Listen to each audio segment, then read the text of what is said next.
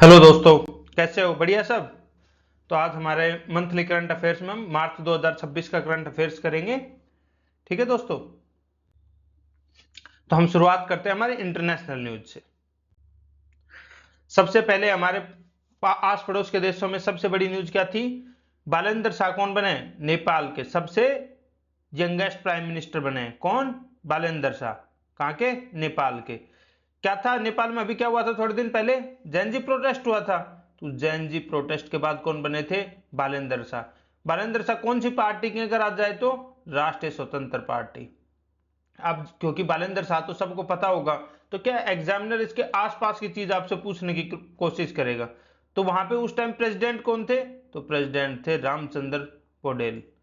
कहाँ पे, मतलब प्रेसिडेंट निवास को क्या बोलते हैं? शीतल निवास। चलो ये इतनी इंपॉर्टेंट नहीं है, लेकिन एक तो ये याद रखना। एक क्या था वहां पे? एक्टिंग प्राइम मिनिस्टर कौन थी? प्राइम मिनिस्टर बने बालेंद्र शाह, इससे पहले क्या थी? सुशीला कार्की। और जब जैन जी प्रोटेस्ट हुए थे उस टाइम कौन थे? तो उस टाइम थे केपी शर्मा ओली। और अपने आसपास कहां हुए थे जैन जी? जैसे स्टूडेंट प्रोटेस्ट कह लो। जैन जी प्रोटेस्ट तो सबसे इंपॉर्टेंट। और कहां थे? इंडोनेशिया। इसके अलावा कहां थे? फिलीपींस में थे, हुए थे। मोरक्को। मोरक्को में हुए थे, मेडागास्कर में हुए थे। तो ये क्या हुए थे? काफी जगह हुए थे। इसके साथ साथ बांग्लादेश में क्या थे? स्टूडेंट प्रोटेस्ट थे। उनको अपन जैन जी नहीं कह सकते क्योंकि वो स्टूडेंट प्रोटेस्ट थे पूरे, सिर्फ जैन जी नहीं थे। तो क्या थे? बांग्लादेश। गवर्नमेंट कहां पे चेंज हुई? गवर्नमेंट चेंज करने में दो ही जगह कामयाब रहे। कहां पे? एक तो हमारे रहे नेपाल में, वहां पे कौन आ गए? बालेंद्र शाह। बांग्लादेश में कौन आ गए? तारिक रहमान। ये किस? तारिक रहमान की, इनकी कौन सी पार्टी है? इनकी है बीएनपी। कौन सी? बीएनपी पार्टी के नाम है, बांग्लादेश नेशनल पार्टी। ठीक है दोस्तों। अब बनी है भूमिका श्रेष्ठा। क्या बनी है? नेपाल की फर्स्ट ट्रांसजेंडर वुमेन। तो ये कैसे आएगा? पीपल इन न्यूज तो पूछ लेगा भूमिका श्रेष्ठा क्या है। भूमिका श्रेष्ठा किस वजह से न्यूज में? तो किस वजह से न्यूज में है? कि first transgender women law maker बनी है। अभी आ जाए ये कहां की बनी है? तो ये बनी है नेपाल की। अब इंडिया में भी एक ऐसी ही चीज न्यूज में थी। वो क्या थी? वो क्या थी हमारे यहाँ पे? यहाँ पे थी मेनका गुरुस्वामी।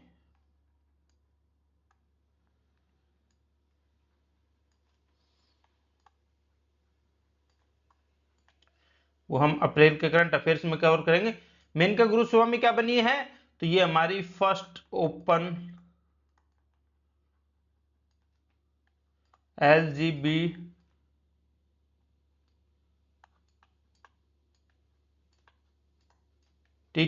जो हमारे मेंबर हैं, वो पहली ओपन LGBTQ+ MP बनी है। किसकी? राज्यसभा की बनी है। कौन सी पार्टी से जीत के आई है? तो ये टीएमसी से ने इनको राज्यसभा में भेजा है। ये क्या है? लोयर हैं। अब दोस्तों, क्या ही है? World happiness report 2026। देखो ये इंपॉर्टेंट रिपोर्ट है, तो इनको बहुत ध्यान से पढ़ना है। इस पे कुछ भी पूछ सकते वर्ल्ड हैप्पीनेस रिपोर्ट पे। तो सबसे पहली चीज जो पूछेंगे, तो इसको कौन लॉन्च करता है? तो कौन करता है? UN sustainable development solutions. किसके साथ मिलकर करता है? यूएनएसडीएन। किसके साथ मिलकर करता है? तो ऑक्सफोर्ड, यूनिवर्सिटी ऑफ ऑक्सफोर्ड के साथ मिलकर करता है। यूनिवर्सिटी ऑफ ऑक्सफोर्ड का क्या है? Wellbeing research centre. पर आप यूनिवर्सिटी ऑफ ऑक्सफोर्ड ही याद रखना। कौन करता है? यूएनएसडीएन का नाम याद रखें, UN sustainable development solutions network, UNSDSN. ठीक है दोस्तों। इसकी उसके बाद दूसरे नंबर पर क्या आता है? थीम क्या थी? तो थीम क्या थी? Happiness and social media. आज सोशल मीडिया के दौर में हैप्पीनेस का क्या मतलब है, ये थी इसकी अब की बार की थीम। कितने देश कवर थे? 147 टॉप। अब इसमें क्या ध्यान रखना है? सबसे पहले टॉप रैंक कौन था? फिनलैंड। लिस्ट रैंक किसकी थी? अफगानिस्तान की थी। फिर इसके बाद क्या ध्यान रखना है? इंडिया की रैंक कितनी थी? 116। क्या हुआ है? इंप्रूवमेंट हुआ है। किससे? पिछली बार कितनी थी? 118। इंडिया का स्कोर क्या था? 4.536। तो ये पहले क्या है? बेसिक चीज है। फिर इसके बाद ये आएगा कि कितने से कितने, एक से 0 से 10 के स्केल पे नापती है ये। और इसके इंडिकेटर्स कौन कौन से हैं। देखो कुछ 5-7 जो इंपॉर्टेंट रिपोर्ट है उनके इंडिकेटर एक बार दिमाग में से निकाल लेना, जिससे कि आपके एग्जाम में मतलब कि अगर इंडिकेटर पे चला जाता है, ये बेसिक क्वेश्चन है, उसके बाद अगर अगला कोई टफ क्वेश्चन पूछेगा तो जाएगा इंडिकेटर पे। इंडिकेटर कौन कौन से हैं? GDP per capita, social support, healthy life expectancy की कितनी life expectancy, freedom to make life choices. देखो हैप्पीनेस ये है कि आप अपनी लाइफ की चॉइसेस कैसे कैसे कर सकते हो, कितने बैन है उन पे, कितनी आपको आजादी है, ये बहुत इंपॉर्टेंट है। उसके बाद है जनरोसिटी, कितने उदार हैं लोग, कितना मतलब दयालु हैं लोग, और परसेप्शन ऑफ करप्शन। तो इंडिया की रैंक पीछे होने का क्या कारण है? करप्शन अपने यहाँ काफी है। Freedom to make life choices काफी कम है, family as well as institutional भी इसमें वो है हमारे, लाइफ एक्सपेक्टेंसी भी हमारे और लोगों और देशों की बजाय कम है। जीडीपी पर कैपिटा में हम 119 नंबर पर चले जाते हैं, हमारी जीडीपी ज्यादा है पर जीडीपी पर कैपिटा हमारी काफी कम है। ठीक है दोस्तों, अब है ग्लोबल टेररिज्म इंडेक्स 2026। क्या है? इसमें हमारी रैंक नीचे उतना ही फायदा है दोस्तों। किसका है ये? ग्लोबल टेररिज्म इंडेक्स है। कौन लॉन्च करता है इसको? तो institute for economics and peace. हमने देखा था सबसे पहले क्या, कौन सा इंडेक्स है, लॉन्च कौन करता है। उसके बाद क्या है, ये रिपोर्ट क्या लेती है कि 2007 के बाद से किस देश में कितने टेररिस्ट अटैक हुए हैं, किसने, ये इसका रिकॉर्ड प्रिपेयर करके रखती है। तो ये क्या करती है, किस देश में कितने टेररिस्ट अटैक हुए हैं उसके हिसाब से अपनी रिपोर्ट बनाती है। तो सबसे पहली रैंक पे कौन है? सबसे पहले रैंक पे है हमारा खास जिगरी पाकिस्तान। देखो ये आने ही थे, इतने ये खुद अटैक करवाते रहते हैं दूसरे देशों में, तो इनके खुद पे जो काम दूसरों पे करोगे खुद के घर तो आके गिरेगा। तो वही बात है कि पाकिस्तान किस पे है? नंबर 1 पे। आप सबको क्या लग रहा होगा अफगानिस्तान होगा नंबर 1 पे, लेकिन ध्यान रखना आतंकवाद के लिए अपने यहाँ आतंकवादी सबसे ज्यादा कौन भेजता है? पाकिस्तान। तो इससे क्या याद रखोगे कि टेररिज्म इंडेक्स में नंबर 1 कौन पे है? पाकिस्तान। अपने लिए सबसे बड़ा आतंकवादी देश कौन? पाकिस्तान। इंडिया की रैंक क्या है? 13। हमारे भी इतने आतंकवादी अटैक अलग अलग जगह होते रहते हैं, हमारे पुलवामा में हुआ और हर टाइम अटैक हो ही जाते हैं हमारे देश में भी, तो इसलिए हमारी रैंक भी क्या है? 13 है। अब आतंकवाद का नया एपिसेंटर आया है, अगर ये स्टेटमेंट में आ जाए कि नया एपिसेंटर आतंकवाद का कौन सा आ रहा है, तो ये है साहेल रीजन। साहेल रीजन कौन सा है? जो हमारा मोरिशियाना, नाइजर, नाइजीरिया, ये जो सब जगह कहां पे, जो हमारा अफ्रीका है, तो ऊपर इसमें ऊपर तो सहारा है और नीचे सवाना है, इनके बीच का जो ट्रांजिशन एरिया है ये, इसको क्या बोलते हैं? Sahel region. ड्राइंग पे मत जाना, थोड़ी सी खराब है। तो ये जो रीजन है, जो ट्रांजिशन है सवाना और जो सहारा डेजर्ट है इसके बीच का, इसको बोलते हैं साहेल। इसमें देश आते हैं माली, मोरिशियाना, नाइजर, नाइजीरिया वगैरह, ये सब देश आते हैं जहां जो अभी आतंकवाद के नए एपिसेंटर बन के उभर के आ रहे हैं। तो क्या है? the region of sub-Sahara Africa is Sahel become the new epicenter of global terrorism. In 2025, more than 50% of all global deaths caused by terrorism were recorded in this region. देख रहे हो, अपने को क्या लगता था अपने आसपास के देशों में बहुत ज्यादा, पर 50% से ज्यादा सिर्फ दुनिया का ये हिस्सा है यहाँ पे हो रही है। यहाँ पे अलग अलग ग्रुप्स एक्टिव है। कौन से? बोको हराम एक्टिव है। कहां पे? नाइजीरिया के आसपास कौन सा है? बोको हराम है। और सब यहां पे अब आईसिस भी चला गया। तो अब देखते हैं कौन कौन से के। वर्ल्ड एयर क्वालिटी रिपोर्ट 2025, तो क्या हुई थी? रिलीज कौन करता है? Swiss air quality technology company IQ air इसको लॉन्च करती है। अपने लिए वर्ल्ड एयर क्वालिटी रिपोर्ट की बजाय जो पिछली 2 रिपोर्ट की वो इससे ज्यादा इंपॉर्टेंट थी। ये किस पे करती है? बेस्ड ऑन PM 2.5 पे करती है। इसके हिसाब से सबसे प्रदूषित देश कौन? पाकिस्तान। आतंकवादी सबसे बड़ा कौन? पाकिस्तान। प्रदूषित सबसे बड़ा कौन? पाकिस्तान। इसके हिसाब से WHO के हिसाब से PM 2.5 का सेफ लेवल क्या है? तो 5 मिली माइक्रोग्राम पर मीटर क्यूब है। किसका? PM 2.5 का। वर्ल्ड की मोस्ट पोल्यूटेड सिटी कौन सी है? तो ये अपनी है लोनी। कहां पे? यूपी में लोनी है, यूपी। यूपी हमारे इंडिया में क्या हो रही है? सबसे पोल्यूटेड सिटी कौन सी है? आपको लग रहा होगा दिल्ली, लेकिन दिल्ली नहीं है। दिल्ली की वजह से आसपास में पूरे नॉर्थ इंडिया में पोल्यूशन काफी होता है, तो लोनी की आती है नंबर 1 रैंक पूरे इंडिया में। मोस्ट पोल्यूटेड कैपिटल दुनिया की कौन सी है, तो ये न्यू दिल्ली है। अपन देखते हैं सर्दियों में कितनी बुरी हालत होती है, कितना फॉग होता है दिल्ली में। तो मोस्ट पोल्यूटेड कैपिटल सिटी कौन सी है, वो है न्यू दिल्ली। इंडिया की रैंक क्या है, इंडिया है 6th पे, पहले पे कौन, पाकिस्तान, और 6th पे कौन, इंडिया। अब फोर्ब्स ने लॉन्च की है वर्ल्ड की बिलियनियर 2026 की लिस्ट। कौन है फोर्ब्स, एक मैगजीन है, पहले नंबर पे कौन है, इलोन मस्क है।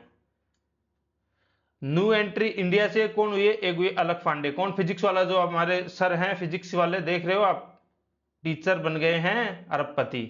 नए बिलियनियर इंडिया से कौन ऐड हुए हैं, अलख पांडे। अब इसमें क्या है, भारत के जो वो है सूर्य मिधा स्टार्टअप मर्सर के जो फाउंडर हैं, इन्होंने रिकॉर्ड बनाया है। ये दुनिया के सबसे यंगेस्ट उम्र के सेल्फ मेड बिलियनियर बन गए हैं। कितने एज में, 22 में। किसका रिकॉर्ड तोड़ा है इन्होंने मार्क जकरबर्ग का रिकॉर्ड तोड़ा है। वो कितने में बने थे, 23 साल के। सबसे बड़ी बात क्या है, सेल्फ मेड, खुद से बने ये, ना कि कोई हेल्प से, फैमिली उसकी वजह, एयरलूम की वजह से नहीं बने, बल्कि खुद की मेहनत से बने। इन्होंने स्टार्टअप फाइंड किया था मर्सर, जिसकी वजह से इनकी जो कैपिटल है वो $1 बिलियन को पार कर गई। अब पेरिस जो एग्रीमेंट है, इसमें आए हैं फर्स्ट कार्बन क्रेडिट का अप्रूवल। क्या है हमारे कार्बन क्रेडिट का, क्या चल रहा है, पेरिस एग्रीमेंट में डील हुई थी ना कि कार्बन क्रेडिट है तो उनकी डील हो सकती है, ट्रांसफर हो सकते हैं। तो इसी दौर में नए बाजार में, पहले क्या हो रहा था, क्योटो प्रोटोकॉल के अंदर ये ट्रांसफर हो रहे थे, कि जो क्योटो एग्रीमेंट था उसके अंदर भी क्या था, कार्बन क्रेडिट का प्रोविजन था। तो जो क्रेडिट हो रही थी कार्बन ट्रेडिंग की, अभी तक किस मैंडेट से हो रही थी, जो क्योटो प्रोटोकॉल के अंदर जो गाइडलाइंस थी उसके हिसाब से हो रही थी। अब जो नए हमारे जो फ्रेमवर्क है, जो पेरिस एग्रीमेंट है, इसके तहत पहले जो हमारे हुए हैं जो कार्बन क्रेडिट है उनका ट्रांसफर हुआ है। कहां पे हुआ है ये, तो ये अप्रूवल हुआ है म्यांमार में। किसको, एक क्लीनिंग प्रोजेक्ट को। तो आपको क्या याद रखना है, किसका अप्रूवल हुआ है, कहां पे हुआ है, तो क्लीनिंग प्रोजेक्ट, क्लीन कुकिंग का प्रोजेक्ट था। कहां पे, म्यांमार में। क्लीन कुकिंग थी, अपनी जो कुकिंग कर रहे हो वो कैसे बिल्कुल उससे जो पोल्यूशन रोक रहे थे। होते क्या है कार्बन क्रेडिट, तो आप कितना ऑफसेट कर रहे हो, आपने कोई योजना लेके आए, उससे आप या तो कितना सेविंग कर रहे हो, कि अगर आप उस तरीके से नहीं करते, जैसे मान ली क्लीन कुकिंग है, तो अगर नॉर्मल कुकिंग होती तो उससे कितना आप कार्बन बचा रहे हो, तो वो हो गया एक तो। या फिर क्या, और आप जैसे ट्री प्लांट कर रहे हो, तो आप उससे कितना कार्बन ऑफसेट कर सकते हो नेचर से। या आप जैसे नया तरीका लेके आए इलेक्ट्रिसिटी प्रोडक्शन का, आप पहले कोल से कर रहे थे, अब आप किससे कर रहे हो, अब आप रिन्यूएबल सोर्स से कर रहे हो, तो वो क्या होगा, कार्बन। तो उस पे जो कार्बन जो आप जितना एनवायरमेंट में जाता उससे जितना सेव कर रहे हो, वो क्या बनता, मिलता है आपको, कार्बन क्रेडिट। आपके पास कार्बन का क्रेडिट मिलता है।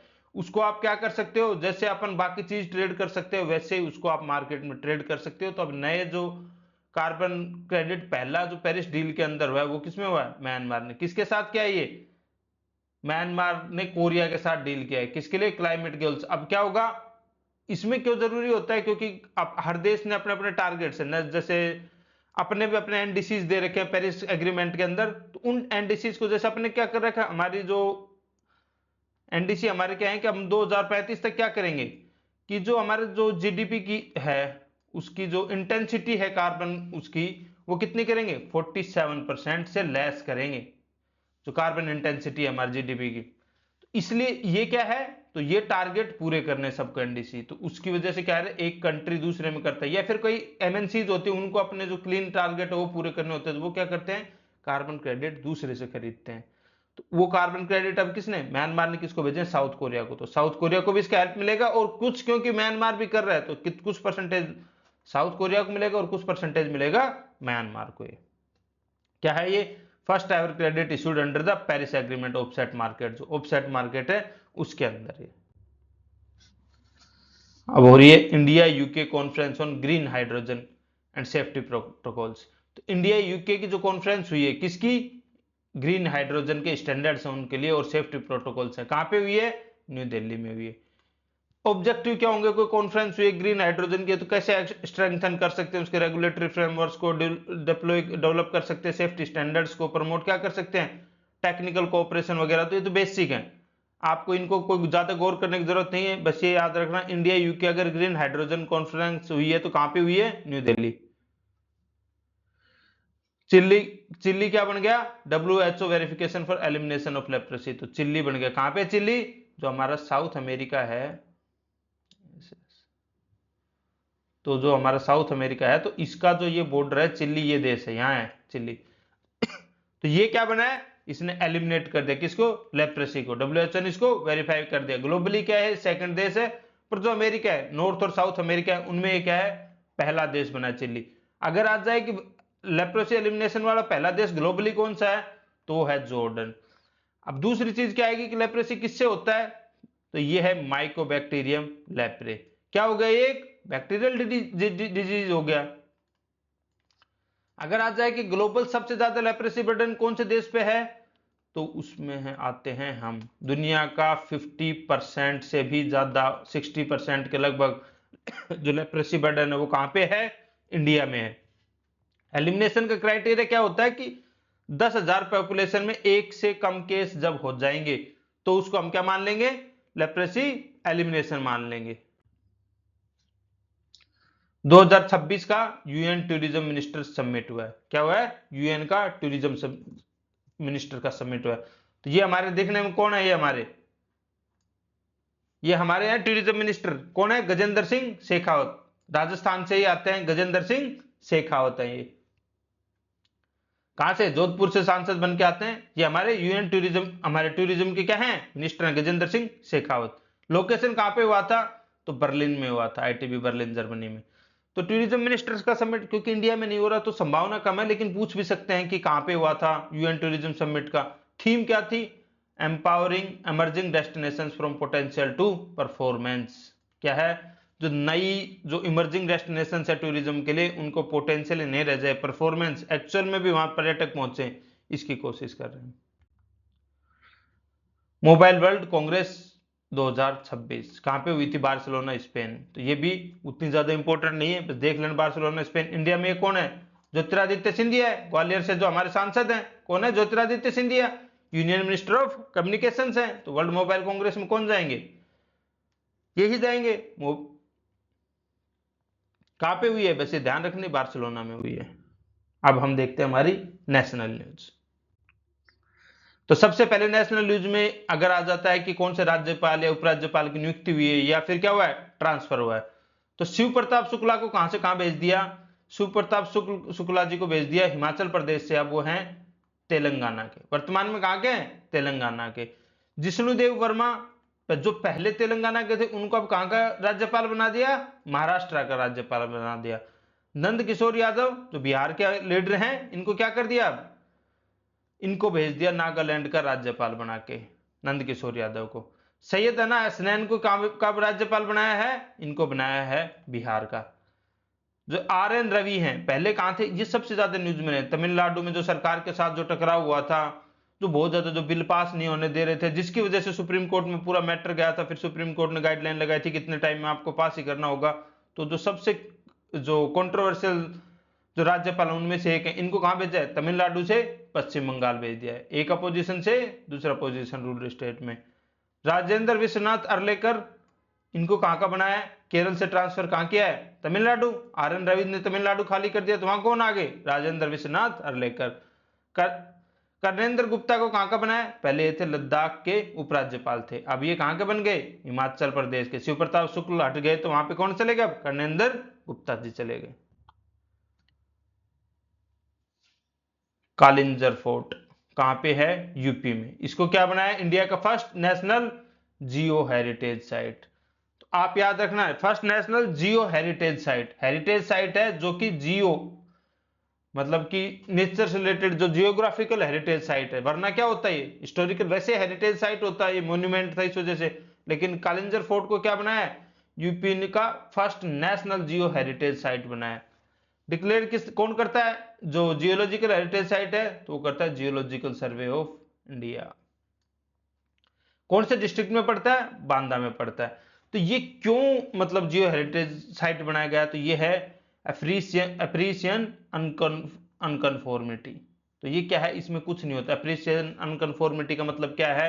जब वहां पे जियोलॉजिकल हम सर्वे करते हैं, तो क्या होता है? जियोलॉजिकल सर्वे में जब अर्थ को डिग करते हैं, तो ऐसे जो हमें सबूत मिलते हैं तो एक के बाद एक के बाद एक कंटिन्यूटी के सबूत मिलते हैं कि यहाँ पे क्या होता है कि जो रॉक्स मिलती है एक के ऊपर एक के ऊपर एक मिलती है तो वो दर्शाती है कंटिन्यूटी को जियोलॉजिकल टाइम स्केल में। पर कुछ जगह क्या होता है कि जो एक के ऊपर एक रॉक मिलती है इनके बीच में गैप इतना बड़ा होता है कि ये समझ में नहीं आता कि जो अनकन्फॉर्मिटी बोल देंगे इसको, कि गैप किस वजह से है कि इस रॉक और इसके जस्ट ऊपर जो रॉक होती है उनमें बहुत लंबा टाइम गैप होता है। उसको हम बोलते हैं एफ्रिसियन अनकॉन्फॉर्मिटी, कि कंफॉर्म नहीं कर रहे, कि कंटिन्यूस नहीं है ये रोक्स, इन दो रोक के बीच में जो है एक के ऊपर एक ही लेकिन बहुत लंबा गैप है। तो यहाँ पे क्या है, जैसे जो दो सब ये रोक जो नीचे वाली रोक वो कितने साल पुरानी है, तो ये है 2.5 billion year old granite rock, और इसके जस्ट ऊपर क्या है 1.2 billion year old Kaimur sandstone है। तो ये ग्रेनाइट की रॉक है, उसके ऊपर सैंडस्टोन रॉक है, इन दोनों के बीच में डिफरेंस कितना होगा 1.3 बिलियन ईयर्स का डिफरेंस हो गया। तो ये जो टाइम गैप हमारे इनके बीच में इसी को बोलते हैं अप्रेसियन अनकन्फॉर्मिटी। तो इसकी वजह से कालिंजर फोर्ट इसको जियो हेरिटेज साइट का अवार्ड मिला है। अब किसने बनवाया था कालिंजर फोर्ट इंपॉर्टेंट हो जाता है, तो ये बनवाया था चंदेला रूलर्स से, जो राजपूत चंदेला रूलर्स से उनका बनवाया हुआ है। जो बड़े अपने अगर पर्सनालिटी आ जाए तो कौन इससे रिलेटेड है, तो शेरशाह सूरी की यहां मौत हुई थी 1545 में ड्यूरिंग मिलिट्री कैंपेन। और सबसे इंपॉर्टेंट ये क्या था, पार्ट था रिपब्लिक डे परेड 2026 में जो झांकी निकलती है, तो यूपी की जो झांकी थी उसका थीम क्या था, तो कालिंजर फोर्ट इसका थीम था, जो यूपी की झांकी थी। तो अब क्या हुआ है, रिलीफ इनिशिएटिव निकाला है हमारी सरकार ने। क्या रिलीफ इनिशिएटिव, किस चीज के लिए, ये new security scheme for Indian exporters. तो किस चीज में सिक्योरिटी, मिडिल ईस्ट में हमारी लड़ाई हो रही है ईरान वर्सेस इजराइल और अमेरिका, इसकी वजह से सबसे ज्यादा नुकसान कौन उठा रहे हैं, एक्सपोर्टर। जो भी एक्सपोर्टर हमारा मिडिल ईस्ट से ट्रेड करता था, मान लो पेट्रोलियम से रिलेटेड हो या कोई और प्रोडक्ट भेज रहा था, तो सबसे ज्यादा दिक्कत उनको हो रही है। क्यों, क्योंकि भाई अगर जहाज से भेज रहे हैं तो क्या हो गया, इंश्योरेंस अप हो गया, इंश्योरेंस के प्राइस अप हो गए, साथ ही साथ फ्लाइट चार्जेस हाई हो गए, ऊपर से जो वहां पे जो बाई कर रहे हैं, तो मतलब अगर कोई रास्ते में जो भेज चुके थे उनको वापस आना पड़ रहा है क्योंकि वो ऑर्डर्स कैंसिल हो गए सामने से।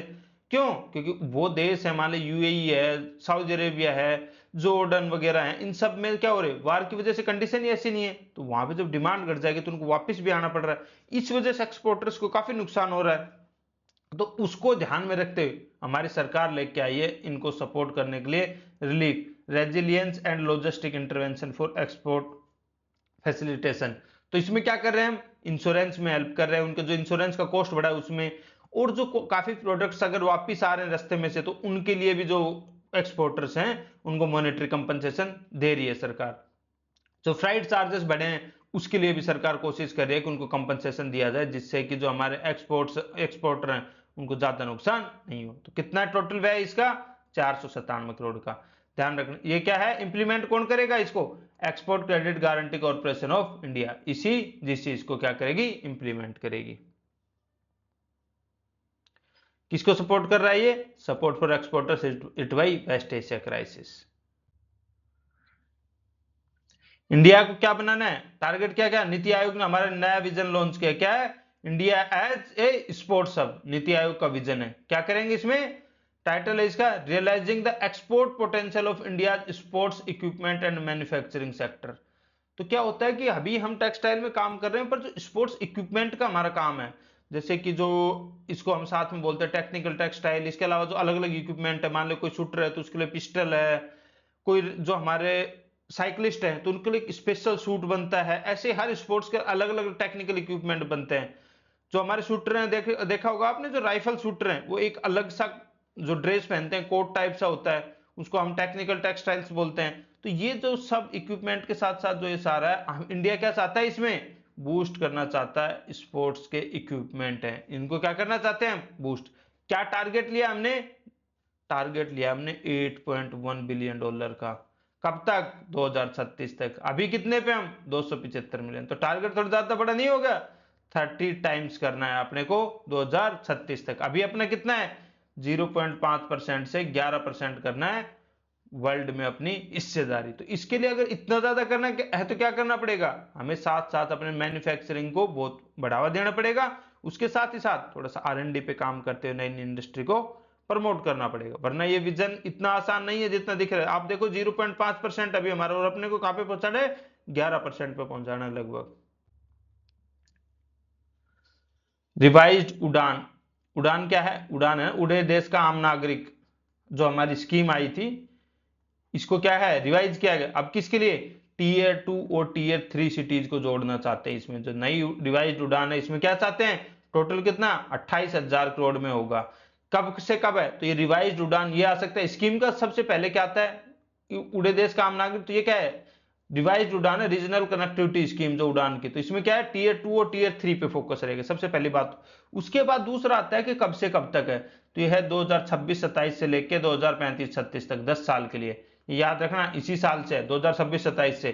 क्या करेंगे हम इसके लिए, 100 नए एयरपोर्ट डेवलप करेंगे, कहां, टीयर 2 और टीयर 3 सिटी में, जिससे कि उसके साथ साथ हम इसके लिए क्या करेंगे, 200 हेलीपैड भी डेवलप करेंगे। किसके लिए, हिली और नॉर्थ ईस्टर्न रीजन है हमारे, जो हिमालयन है और कोई हिली स्टेट है, साथ ही साथ नॉर्थ ईस्ट का जो हमारा रीजन है, उन सब की कनेक्टिविटी के लिए 200 हेलीपैड्स बनाएंगे और 100 नए एयरपोर्ट बनाएंगे। क्या है ये, रीजनल कनेक्टिविटी स्कीम है। इसमें क्या करेंगे, वायबिलिटी गैप फंडिंग करेगी सरकार। क्या करेगी, ये 100 नए एयरपोर्ट और 200 हेलीपैड बनाने के अलावा क्या करेगी, viability gap funding. Viability gap funding में क्या होता है, मान लो आपको, आप जो टिकट दे रहे हो वो सरकार कहेगी कि आपको फिक्स थोड़ा सा चार्ज कम रखने पड़ेंगे, जैसे टीयर 2 टीयर 3 सिटी के।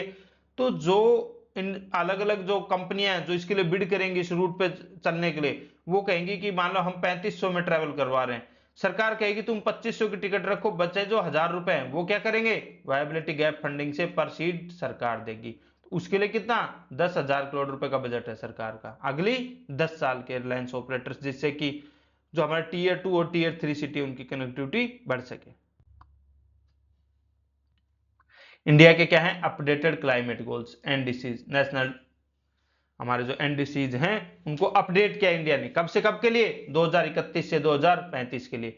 तो क्या है इसमें, पहला क्या है, reduce the emission intensity of GDP by 47% from 2005 level. तो एमिशन इंटेंसिटी क्या होती है, कि जो हमारा टोटल एमिशन अपॉन जो हमारी जीडीपी है। तो इसमें क्या है, अगर हमारी जीडीपी बढ़ेगी, मान लो साथ में ये भी बढ़ रहा है, तो इनका जो ये रेशियो आएगा उसको हम डाउन कर रहे हैं 47% से, ना कि ओवरऑल जो हमारा एमिशन है उसको घटा रहे हैं। हम किसको घटा रहे हैं, एमिशन इंटेंसिटी को। तो उसके लिए क्या करना पड़ेगा, जीडीपी को बढ़ाना पड़ेगा, साथ ही साथ पॉल्यूशन थोड़ा रोकना पड़ेगा। तो कितने लेवल पे लाना है, 47% पे। शुरुआत में जो हमने टारगेट लिया था 2014 में, तो हमने क्या लिया था, 35% का। फिर हमने जो 2030 तक के लिए टारगेट लिया तो क्या लिया हमने, 45% का। और अब हम क्या कर रहे हैं, जो 2022 में हमने टारगेट दिया था 45% का दिया था, अब हम कह रहे हैं 47% करेंगे। साथ ही साथ हम क्या कह रहे हैं, क्लीन एनर्जी की जो हमारी कैपेसिटी, क्या कह रहे हैं कि इंश्योर करेंगे कि जो 60% ऑफ टोटल इंस्टॉल्ड जो वो पावर है, वो कम इलेक्ट्रिक पावर कहां से आए, नॉन फॉसिल फ्यूल बेस्ड जो सोर्सेस हैं, जैसे क्या हमारा सोलर है, विंड है वगैरह है। इस पे हम टारगेट पे पहुंचने वाले, क्योंकि हम लगभग कितने पे पहुंच गए, हम लगभग 52% पे पहुंच चुके हैं हम, जबकि हमारा 2030 तक का टारगेट क्या था, 50% का टारगेट था। अब हमने 2035 तक कितना लिया है, 60। तो ये टारगेट हमारे अचीव होने की संभावना सबसे ज्यादा है। इसमें तभी हम कितने पे हैं, इसमें अभी हम लगभग फर्स्ट में 31% के लगभग पे। ये आपके वैसे ध्यान नहीं, मैं बता रहा हूं कि पहुंचने वाला है कि नहीं। कार्बन सिंक क्या करना है हमें, 3.5 से 4 बिलियन टन कार्बन सिंक, मतलब रिफॉरेस्टेशन वगैरह और ये सब मिला के हम नए जो फॉरेस्ट क्रिएट करेंगे, जो हमारा टारगेट भी है हम फॉरेस्ट बढ़ाने के देश में, तो उससे हम क्या करना चाह रहे हैं, 3.5 टू 4 बिलियन टन कार्बन का जो इक्विवेलेंट है, उसको हम फॉरेस्ट और ट्री कवर बढ़ा के एक एडिशनल वो क्रिएट करना हम चाह रहे हैं।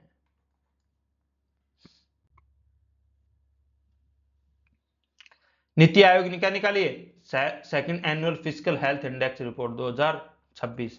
तो अगर आज जाए कि फिजिकल हेल्थ इंडेक्स कौन निकालता है, तो कौन निकालता है, नीति आयोग। 2026 में इसका कौन सी रिपोर्ट थी, तो ये थी सेकंड। कितने कब आता है ये, तो ये क्या आता है, एनुअल आता है। रिपोर्ट क्या क्या करता है ये इवेल्युएट करता है इंडियन स्टेट्स को based on their financial performance and डेब्ट सस्टेनेबिलिटी, कि उनकी फाइनेंशियल परफॉर्मेंस कैसी है, जीडीपी का ग्रोथ क्या है, प्रोस्पेक्ट बाकी क्या है, और जो उनके ऊपर डेब्ट है वो उसको कितनी आसानी से सस्टेन कर पाएंगे, तो उस चीज के ऊपर रिपोर्ट निकालता है। तो उसमें क्या आती है, एक में तो क्या आता है 18 जो मेजर स्टेट्स हैं उनके बारे में आता है, और दूसरी रिपोर्ट दूसरा क्या इसके बारे में आता है 10 जो नॉर्थ ईस्ट और हिमालयन के 10 स्टेट हैं उसके लिए अलग से आता है। तो जो इसके डायमेंशंस क्या क्या हैं, तो quality of expenditure, revenue mobilisation, fiscal prudence, डेब्ट इंडेक्स और डेब्ट सस्टेनेबिलिटी। तो अब आपको जनरली ये 5 तो हैं, ये देख लेना, आप ज्यादा बस गौर कर लेना किस चीज से, जो फिजिकल हेल्थ की बात है तो फिजिकल हेल्थ से रिलेटेड जो कि क्या तो रिवेन्यू एक्सपेंडिचर कैसा है, रिवेन्यू कैसे मोबिलाइज करेंगे, एक्सपेंडिचर जो फिजिकल हेल्थ में आते हैं वो सारी चीजों के आसपास कोई नाम आए तो वो ध्यान रख लेना, वो होगा एक 5 है। बस ये देखना कितने हैं, तो 5 हैं, 5 डायमेंशन हैं किसके, वो तो फिजिकल के आप जब देखोगे तो समझ जाओगे वहां पे जब ऑप्शन दिए रखेंगे तो। अब इनमें पहला प्लेस किसका है, तो पहला नंबर है उड़ीसा का, ये ध्यान रखना, पहला नंबर किसका है, उड़ीसा का है। लास्ट प्लेस किसका है, पंजाब का। भाई लगभग 47% ऑफ जीडीपी का क्या है, कर्ज है पंजाब पे, सबसे ज्यादा कितना है 47% का लगभग कर्ज है पंजाब पे। नॉर्थ ईस्टर्न और हिमालय स्टेट में नंबर 1 रैंक किसकी है, अरुणाचल प्रदेश की, और लास्ट किसकी है, मणिपुर। देखो एक तो मणिपुर के साथ दिक्कत क्या है, इतने टाइम से वॉयलेंस झेल रहा है, तो जो जीडीपी के लिए जो सोर्स है रिवेन्यू के वो घट जाएंगे, इसकी वजह से नॉर्थ ईस्ट और हिमालयन स्टेट में मणिपुर लास्ट रैंक पे। तो नगोया प्रोटोकॉल में क्या क्या चीज होती है, हमारा क्या है, ministry of environment forest climate change ने क्या क्या सबमिट किया इंडिया का पहला नेशनल रिपोर्ट, किस चीज पे, नगोया प्रोटोकॉल पे। इंप्लीमेंट ये किसको इंप्लीमेंट करता है, कन्वेंशन ऑन बायोलॉजिकल डायवर्सिटी को। तो नगोया प्रोटोकॉल है क्या, तो क्या होता है कि कई बार ये नहीं होता, जैसे हमारा नीम था, हल्दी था, इसको बाहर की एमएनसी वो कर रही थी, पेटेंट ले रही थी ना इन पे, तो ऐसे ही क्या होता है जो जेनेटिक रिसोर्सेस होते हैं अफ्रीकन देशों में या ईस्टर्न देशों में, इन पे क्या होता है कि कोई बाहर की कंपनी आई, उसने यहां से उसको कोई ट्रेडिशनल नॉलेज थी, मान लो अपने कोई ट्राइबल लोगों की नॉलेज थी, उसको उठाया और दवाई बना दी, तो क्या होगा, और उसको कोई क्रेडिट नहीं दिया, कोई रिवेन्यू शेयर नहीं किया, तो इस चीज के लिए है ना गोया प्रोटोकॉल की, अगर कोई ऐसी हरकत करता है, कुछ बनाता है और वो प्रूव होता है, तो जो लोकल लोग हैं जिनकी वजह से वो जो रिसर्च है, जो इनोवेशन है वो आया है, उसका क्या हो, फेयर और इक्विटेबल शेयरिंग इंश्योर की जा सके, इसके लिए क्या है नगोया प्रोटोकॉल, कि भाई साहब आप कुछ लेके जा रहे हो, कोई नॉलेज जहां से आपको आ रही है, तो वहां के जो लोकल लोग हैं, जो जेनेटिक नॉलेज आप उनकी वजह से लेके गए हो, तो जो लोकल कम्युनिटी है उसको भी जो बेनिफिट आप कमा रहे हो उसमें से क्या दिया जाए, हिस्सा दिया जाए, इसके लिए क्या है नगोया प्रोटोकॉल। अब अलग अलग प्रोटोकॉल देख लेते हैं हम। क्योटो प्रोटोकॉल किस चीज से रिलेटेड है, सॉरी सॉरी, तो क्योटो प्रोटोकॉल क्या करता है, लीगली बैंड करता है डेवलपिंग कंट्रीज को, किस चीज के लिए, ग्रीन हाउस गैस के एमिशंस के लिए। पेरिस एग्रीमेंट से पहले हम अलग अलग जो एग्रीमेंट चल रहे थे उसमें लास्ट इंप्लीमेंटिंग कौन था, क्योटो प्रोटोकॉल हो रहा था। मॉन्ट्रियल प्रोटोकॉल किस चीज से रिलेटेड है, तो ये जो हमारा ओजोन जो डिप्लीशन हो रहा है उसको फेज आउट करने के लिए, उन सब्सटेंसेस को, जैसे हमारे क्लोरोफ्लोरोकार्बन्स वगैरह जो सब्सटेंस डिप्लीट कर रहे थे ओजोन लेयर को, तो उसके लिए कौन सा आया था, मॉन्ट्रियल प्रोटोकॉल, वियना कन्वेंशन हुआ था और उसके अंदर मॉन्ट्रियल प्रोटोकॉल आया था। फिर है कार्टजीना प्रोटोकॉल, ये किस चीज से रिलेटेड है, जो जेनेटिकली मॉडिफाइड ऑर्गेनिजम्स है, जो जेनेटिकली मॉडिफाई करते हैं, मान ले आप ये चाहे बीटी ब्रिंजल आपने देखा था, ऐसे ही कुछ और होंगे, क्या है जो ऑर्गेनिज्म से क्या है, जीव हैं जिनको जेनेटिकली मॉडिफाई कर दिया, तो उनका मूवमेंट रेगुलेट करने के लिए, क्यों क्या दिक्कत हो सकती है, अगर नेचर में छोड़ दिया जेनेटिकली मॉडिफाइड को तो वो बहुत बड़ी दिक्कत कर सकते हैं, क्योंकि नेचर में उनका नेचुरल प्रेडेटर नहीं होगा, तो इन्वेजिव स्पीसीज बन सकते हैं। तो दुनिया को इस चीज से बनाने के लिए कौन सा है, कार्टजेना प्रोटोकॉल है, रेगुलेट करने के लिए मूवमेंट का जेनेटिकली मॉडिफाइड जो ऑर्गेनिजम्स है। पेरिस एग्रीमेंट अभी हम देख चुके थे, किस लिए, ग्लोबल वार्मिंग को बिलो 2% रखना है, इसके लिए ग्लोबल वार्मिंग से रिलेटेड हमारा जो प्रोटोकॉल है वो क्या है, पेरिस एग्रीमेंट है। इसकी हर साल कोप होती है, कॉन्फ्रेंस ऑफ पार्टीज। अब की बार कौन, इंडिया होस्ट करने वाला था पर अब इंडिया होस्ट नहीं कर रहा, अभी तक जो लेटेस्ट रिपोर्ट आ रही है उसमें इंडिया क्या कर रहा है, मना कर रहा है कॉन्फ्रेंस ऑफ पार्टीज को होस्ट करने से।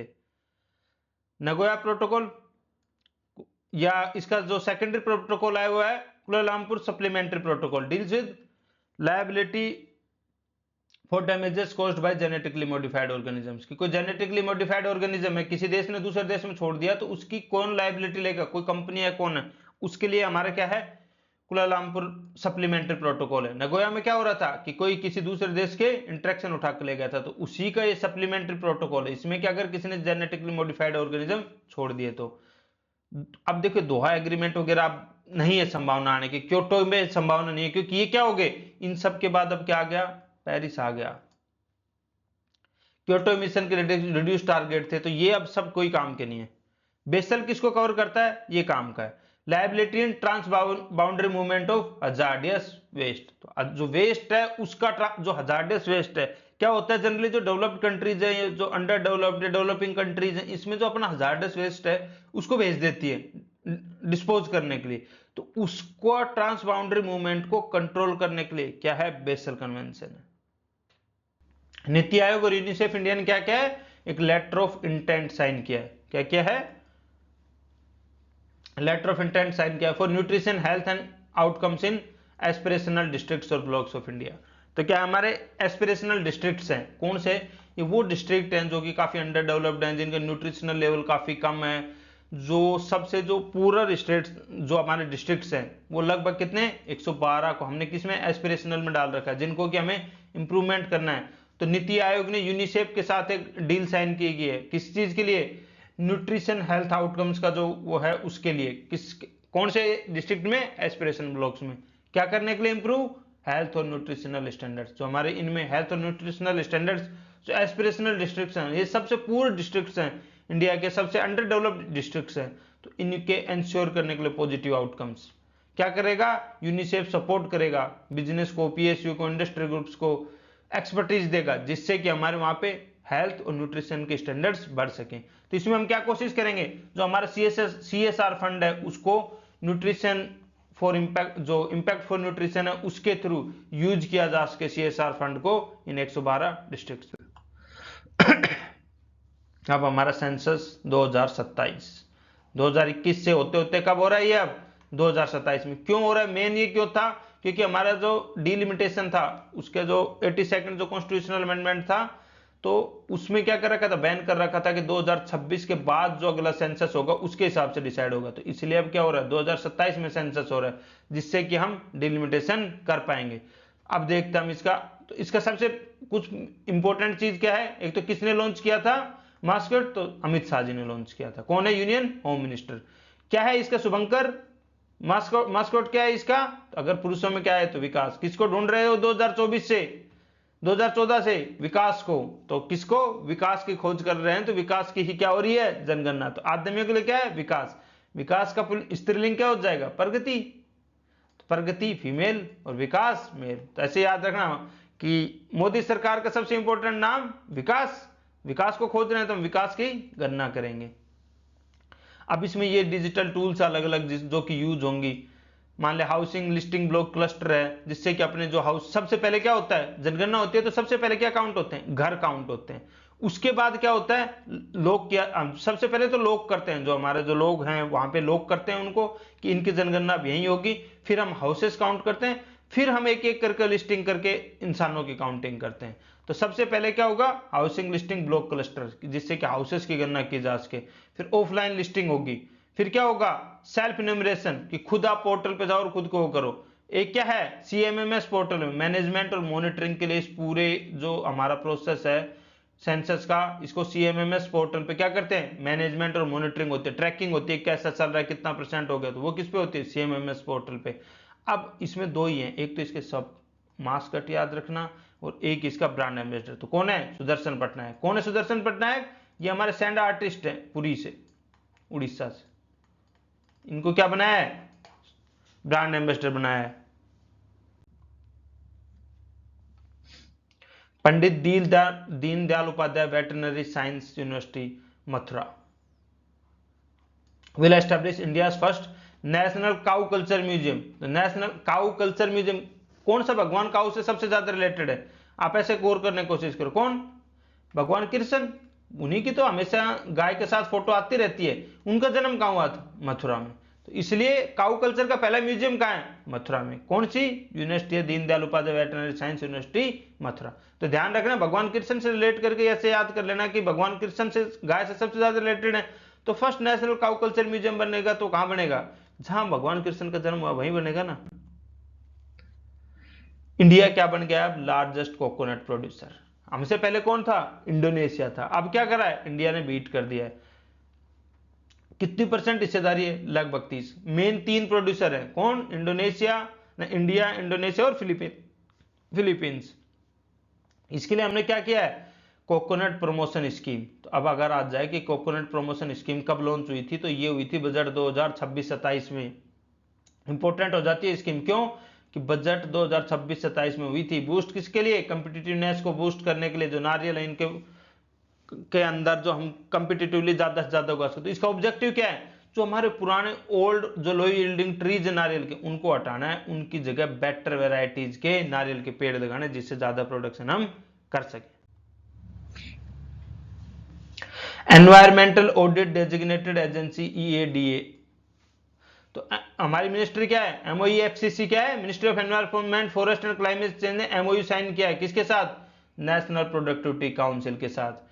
किसके लिए? किसके साथ? अब किसको बनाया गया है? जो नेशनल प्रोडक्टिविटी काउंसिल है, इसको क्या बनाया गया है? पहला एनवायरमेंट ऑडिट डेजिग्नेटेड एजेंसी। तो मतलब ये क्या काम करेगी?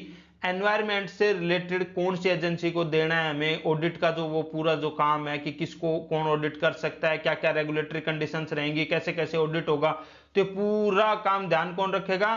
National productivity council. किसके अंदर बनाया गया है? तो अभी हमारे नए रूल्स आए थे, एनवायरमेंट ऑडिट रूल्स। क्या करेंगे? स्टैंडर्डाइज करेंगे, bring transparency in environment auditing. कौन से? जनरली हमारा environment protection act 1986, air act, water act, इन सब के अंदर कैसे काम हो रहा है, कैसे नहीं हो रहा, तो इन सब की ऑडिटिंग जो एनवायरमेंट से रिलेटेड कोई भी चीज है, तो ये कौन करेगा? एनपीसी क्या करेगा? जो अलग अलग ऑडिटिंग एजेंसीज हैं उनके जो स्टैंडर्डाइज करेगा, ट्रांसपेरेंसी लाएगा, जिससे कि एनवायरमेंट ऑडिटिंग और अच्छे से हो सके। क्यों? क्योंकि हमारा पूरा फोकस किस पे है? स्मार्टर और ग्रीनर फ्यूचर पे हमारा। इसलिए अगर स्मार्टर और ग्रीनर फ्यूचर का कंप्लायंस तभी तो हो सकता है जब एजेंसी उसको और अच्छे से करवा पाए ऑडिट को। जब ऑडिट अच्छा होगा तो कंपनी अच्छे से काम करेंगी। इंडिया बायो इकोनॉमी रिपोर्ट आई है, नहीं क्या आई है? इंडिया की बायो इकोनॉमी रिपोर्ट। किस दिन? 14th foundation day of Virk के 14th फाउंडेशन था। बिर्क क्या है? Biotechnology industry research assistant council है, इसमें क्या है? पहला है। तो इसकी क्या रिपोर्ट आई है कि जो हमारा सेक्टर है कितने पे पहुंच गया बायो इकोनॉमी का? $195 बिलियन। कब तक? ये कहां पे था? 2014 में कहां था? $10 बिलियन था। तो लगभग कितना हो गया? 20 गुना, 19.5 गुना के लगभग 20 गुना ग्रोथ हो गया इसमें। टारगेट क्या है हमारे 2030 तक? $300 बिलियन का। और 2047 जो हमने विकसित भारत का टारगेट ले रखा है, वो का तब तक क्या ले रखा है? $1 ट्रिलियन का। तो की ड्राइवर्स क्या है हमारे जो बायो इकोनॉमी है, इसको की ड्राइवर्स कौन से हैं? तो यह है बायो E3 पॉलिसी। क्या है? Biotechnology for economy, environment and employment. और दूसरा क्या है? Ethanol blending. Bio E3 policy और एथेनॉल ब्लेंडिंग। कितनी? 20% एथेनॉल ब्लेंडिंग कर दी हमने। तो सबसे की ड्राइवर क्या हो गया? एथेनॉल ब्लेंडिंग क्या हो गया? हम कह E5 से E10 गए, E10 से E20 कितनी जल्दी आगे ना हम अभी।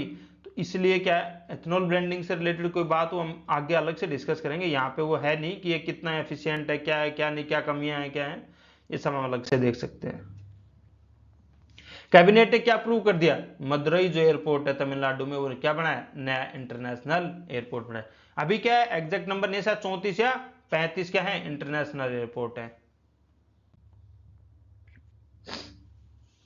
इंडिया किसको होस्ट करेगा? बिम्स्टेक का यूथ प्रोग्राम। किसका? बिम्स्टेक यूथ प्रोग्राम करेगा। बिम्स्टेक क्या है? ये बे ऑफ बंगाल इंटर मिनिस्ट्रियल हमारी जो कॉन्फ्रेंस है उसको, ये किसको रिप्लेस करना चाहता है? तो जो हमारा सार्क था। क्यों? क्योंकि सार्क में कौन है भाई? साउथ एशियन के लिए था, तो इसमें पाकिस्तान भी है। इंडिया क्या किसी भी ऐसी संगठन से हटना चाहता है जिसमें पाकिस्तान हो, तो उसका जो अल्टरनेट क्या आया था? बिम्स्टेक आया था। तो इसके लिए क्या हो रहा है? बूस्ट करना चाहता है इंडिया कल्चरल एक्सचेंज और सस्टेनेबिलिटी लीडरशिप बिम्स्टेक के लिए। तो इसकी कहां पे होगी? ओपनिंग सेरेमनी क्या है इसकी? भोपाल एंड पंचमढ़ी मध्य प्रदेश में। कहां पे है? पंचमढ़ी मध्य प्रदेश में। भोपाल और पंचमढ़ी में दो जगह क्या होगा? बिम्स्टेक का youth cultural heritage and sustainability immersion programme है। कहां पे? 17 मार्च से भोपाल और पंचमढ़ी में। किसका? बे ऑफ बंगाल का नहीं, बिम्स्टेक जो यूथ प्रोग्राम है उसका। वीओ चिदम्बरम पोर्ट बन गया इंडिया का पहला मेजर पोर्ट जो डिजिटल ट्विन।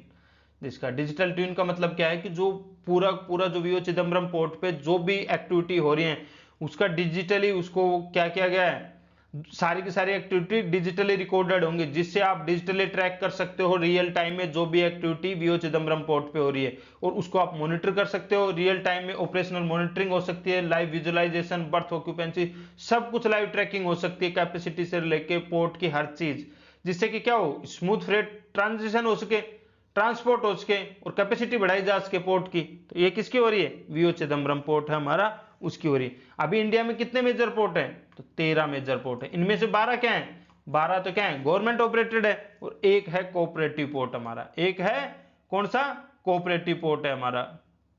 तो हमारा जो कोऑपरेटिव पोर्ट है ये कौन सा है, तो ये है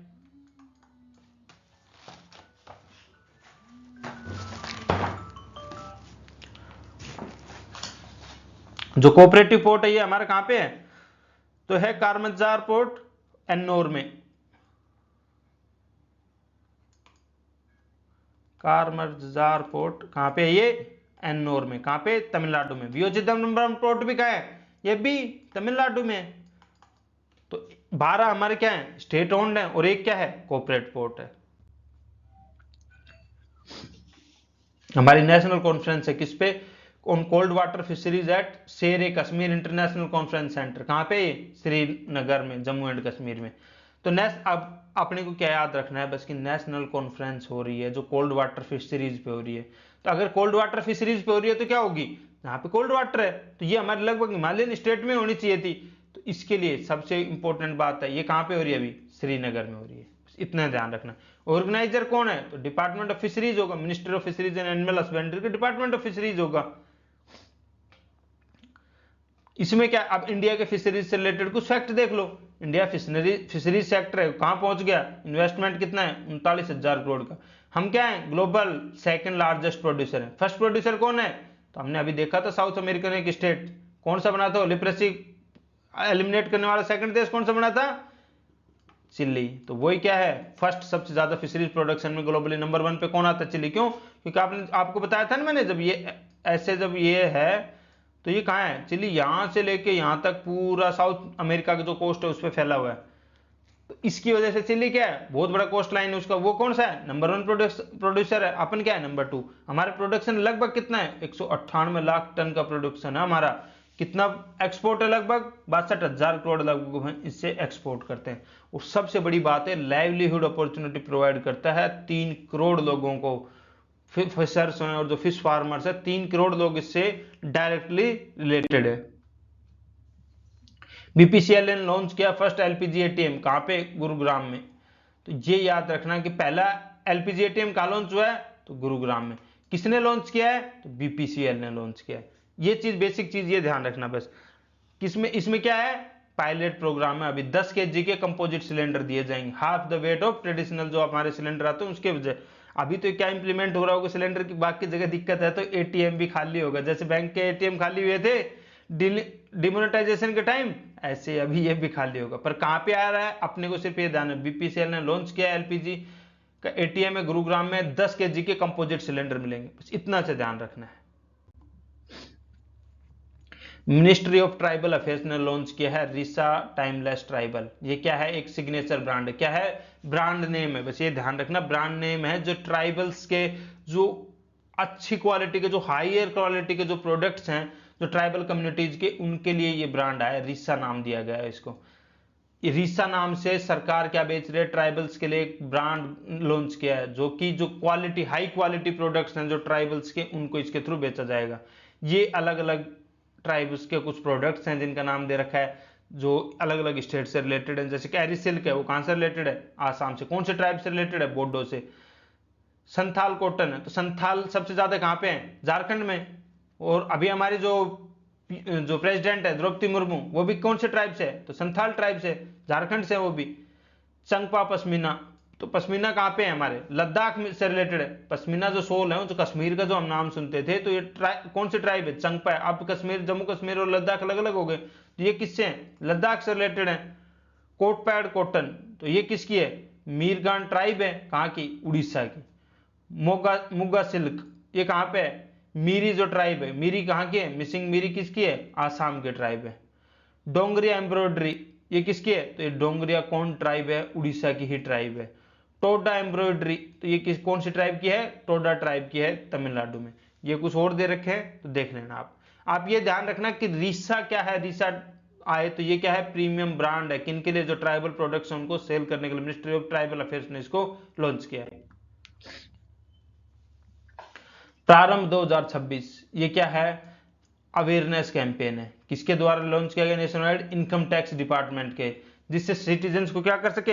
एजुकेट कर सके। जो नया हमारा एक्ट आया है, इनकम टैक्स का नया एक्ट आया 2025 में, तो उसके प्रति लोगों को जागरूक करने के लिए क्या है?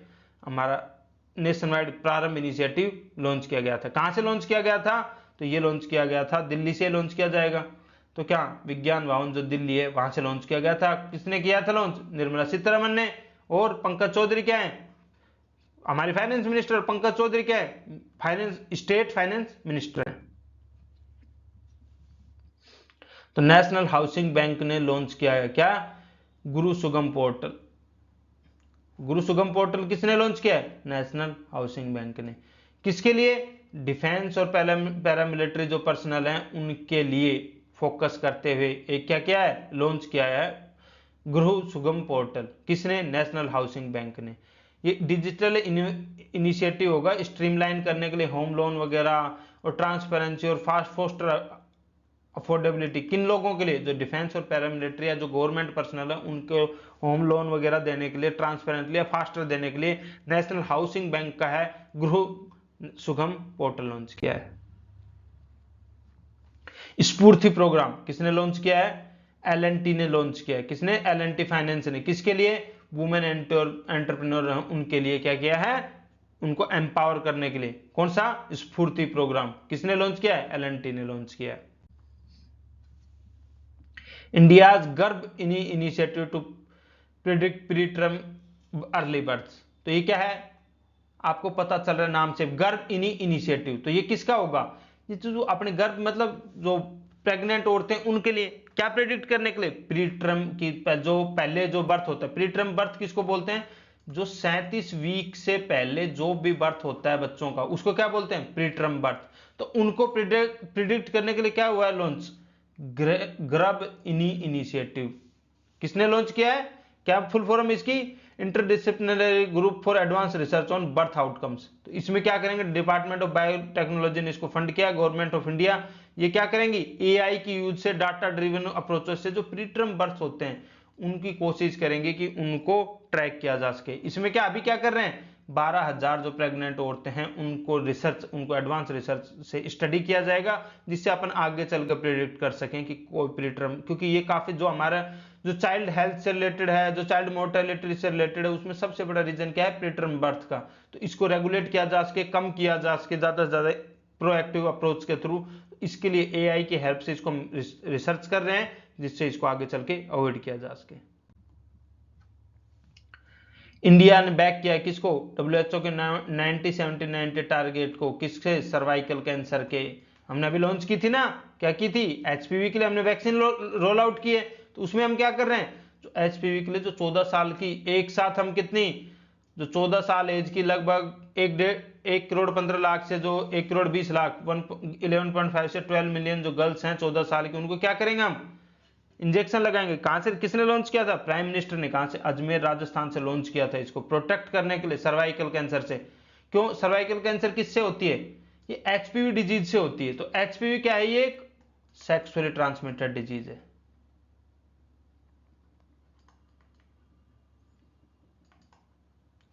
किससे? ज्यादातर ये ओरल सेक्स वगैरह से फैलता है। तो इसलिए कि जो वुमेन इसमें होने से पहले तो हम प्री वो कर रहे हैं कोशिश। तो जो 14 साल से छोटी लड़कियां हैं, जो 14 साल की लड़कियां हैं जो अभी एंटर करने वाली है अपनी मैच्योर एज में, तो उनको पहले ही हम HPV का इंजेक्शन लगा देते हैं, जिससे कि उनकी सर्वाइकल कैंसर है उसके अगेंस्ट फाइट करने की उनकी हेल्प की जा सके। तो सबसे पहले ये ध्यान रखना कि ये आ जाए कि 90-70-90 किसका, किस चीज से रिलेटेड। तो ये किस चीज से रिलेटेड है? सर्वाइकल कैंसर से। किसका मिशन है ये? तो ये WHO का, वर्ल्ड हेल्थ ऑर्गेनाइजेशन का, ये एलिमिनेशन से रिलेटेड इनका है। तो इसमें क्या है? 90% तो वैक्सीनेशन है गर्ल्स का, इसके अगेंस्ट 70% क्या है? 70% वुमेन को स्क्रीनिंग करनी है और 90% जो स्क्रीनिंग करके इंश्योर करना है ट्रीटमेंट जिनको डायग्नोज करी जाती हैं जो सर्वाइकल डिजीज से। पीयूष गोयल जी ने इनॉग्रेट किया 40th एडिशन ऑफ आहार 2026। ये क्या है? भारत मंडप में आहार 2026, जो भारत मंडप का जो फूड और उसके लिए जो फेयर होते हैं, तो उसमें आहार international food and hospitality fair है। तो अगर इसका आज जाए कहाँ पे हो रहा है, तो भारत मंडपम में हो रहा है, नई दिल्ली में। इसका पार्टनर कौन है? तो ये है हमारे इटली, जॉर्जिया मेलोनी, जहाँ की प्राइम मिनिस्टर है वो कौन है? इटली हमारा पार्टनर इसमें। कि कौन सा? 40th एडिशन है आहार का, इंटरनेशनल फूड और हॉस्पिटलिटी फेयर है 2026 का। ये हमारा पार्टनर कौन है इसका? इटली, ध्यान रखना। तो लेफ्टिनेंट गवर्नर है कहाँ के? लद्दाख के। उन्होंने क्या लॉन्च किया है? Indus river green corridor project. इसके स्पुतिक पर का आप इतना कोई इंपोर्टेंट नहीं है। इंडिया ने क्या किया? First BRICS youth coordination meeting 2026। कहाँ पे? लोकेशन क्या थी? तो वर्चुअल मीटिंग थी। इसका बस थीम ध्यान रखना, building for resilience, innovation, cooperation and sustainability. क्या? Building for resilience, innovation, cooperation and sustainability. BRICS है ना अपने जो ब्रिक्स देश हैं, तो उनके लिए इंडिया ने यूथ कोऑर्डिनेशन मीटिंग शामिल की थी। इसका थीम था building for resilience, innovation, cooperation and sustainability. Virtual meeting थी। अब यह है कि अगर आपके लिए आया वुमेन के लिए ट्रू साइबर सखी, तो साइबर सखी इनिशिएटिव किसका है? तो ट्री कॉलर ने ज्वाइन किया किसको? नेशनल कमीशन फॉर वुमेन के साथ, जिससे कि क्या फोर्सेस जो हमारी जो सेफ्टी टूल किट क्रिएट की है कि इसके लिए लड़कियों के लिए, जिससे कि उनको जो साइबर जो भी अलग अलग जो उनको से वो रिस्क हैं उनको कम किया जाए, डिजिटल सेफ्टी वुमेन्स की बढ़ाई जा सके। इसके लिए क्या किया है? ट्रू साइबर सखी नाम से इनिशिएटिव किसके साथ? नेशनल कमीशन फॉर वुमेन के साथ ट्रू कॉलर ने मिलकर लॉन्च किया है। अब ग्रेट इंडियन बस्टर्ड का एक बच्चा हुआ है पैदा कहाँ? कच्छ में। तो क्यों इंपॉर्टेंट है? क्योंकि ये क्या है, अब ये ध्यान रखना, ग्रेट इंडियन बस्टर्ड क्या है? क्रिटिकली इंडेंजर्ड है। आप इतना याद रखना क्योंकि ये आज जाएगा। इसको क्या पसंद है? ओपन ग्रासलैंड का हैबिटेट इसको पसंद है। मेन कहाँ पे? ये किसका? ये स्टेट एनिमल किसका है? ये है राजस्थान का। सबसे ज्यादा कहाँ पाए जाते हैं? राजस्थान में ही पाए जाते हैं। ये अब तक लगभग राजस्थान में पाए जा रहे थे। ये पहला कच्छ में इसका वो देखा गया है, 10 साल बाद देखा गया। प्रिज्म एसजी पोर्टल जो लॉन्च किया किसने? डिजिटाइज करने के लिए, एक्सेलरेट करने के लिए जो प्रोसेस हैं हमारे हाईवेज के और रेलवे प्रोजेक्ट्स हैं। तो प्रिज्म एसजी का मतलब क्या है हमारा? तो प्रिज्म एसजी का मतलब है portal for rail and road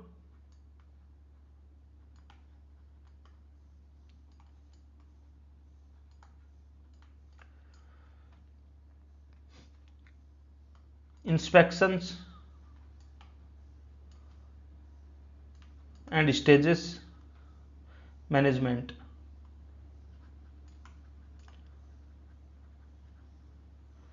SG का मतलब है स्टील ग्राइडर्स।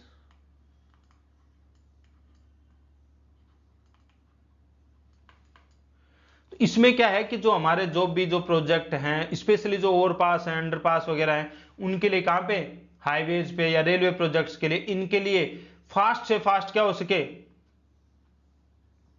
पोर्टल है हमारा, इसके लिए फास्ट से फास्ट हमारी परमिशन मिल सके, काम हो सके जल्दी से जल्दी। तो इसके लिए प्रिज्म एसजी पोर्टल लॉन्च किया गया है, जिससे कि रुकावट नहीं हो, टाइमली काम पूरा हो सके सारे प्रोजेक्ट्स का, और एक्सेलरेट कर सके हम जो अप्रूवल प्रोसेस है, जो हाईवे से रिलेटेड या रेलवे से रिलेटेड जिस भी प्रोसेस का, और ट्रांसपेरेंसी लाया जा सके। अगर डिजिटलाइज करेंगे, एक्सेलरेट करेंगे तो ट्रांसपेरेंसी आएगी, साथ ही साथ क्विक हो गई।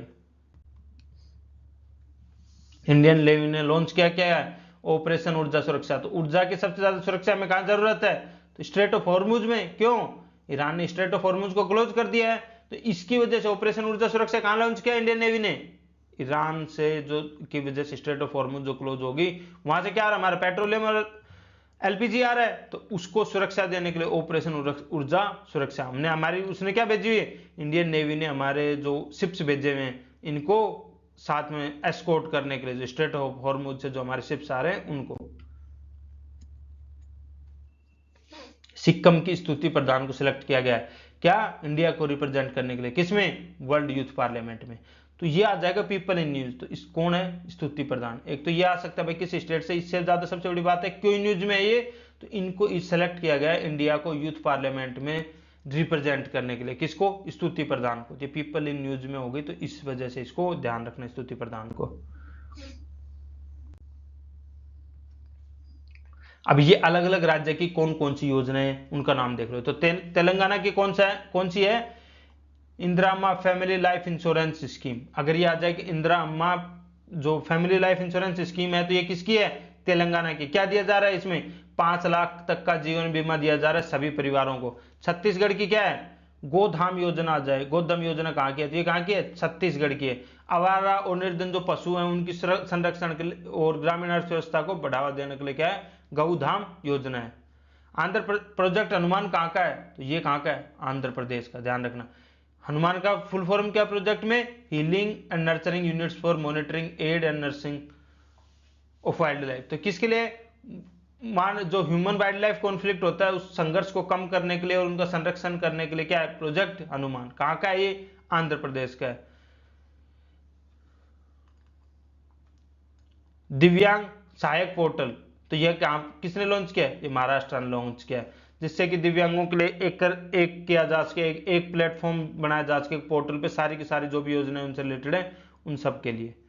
फिर क्या है, निंगोल वन इनिशिएटिव, ये कहाँ का है, निंगोल वन इनिशिएटिव है मणिपुर का, महिलाओं की भागीदारी वन संरक्षण में बढ़ाने के लिए। अब क्या है, यूनिफॉर्म सिविल कोड बिल, ये कौन लाया है, अभी गुजरात लाया है। इससे पहले फर्स्ट कौन बना था, पहला क्या बना था यूसीसी लागू करने वाला, उत्तराखंड।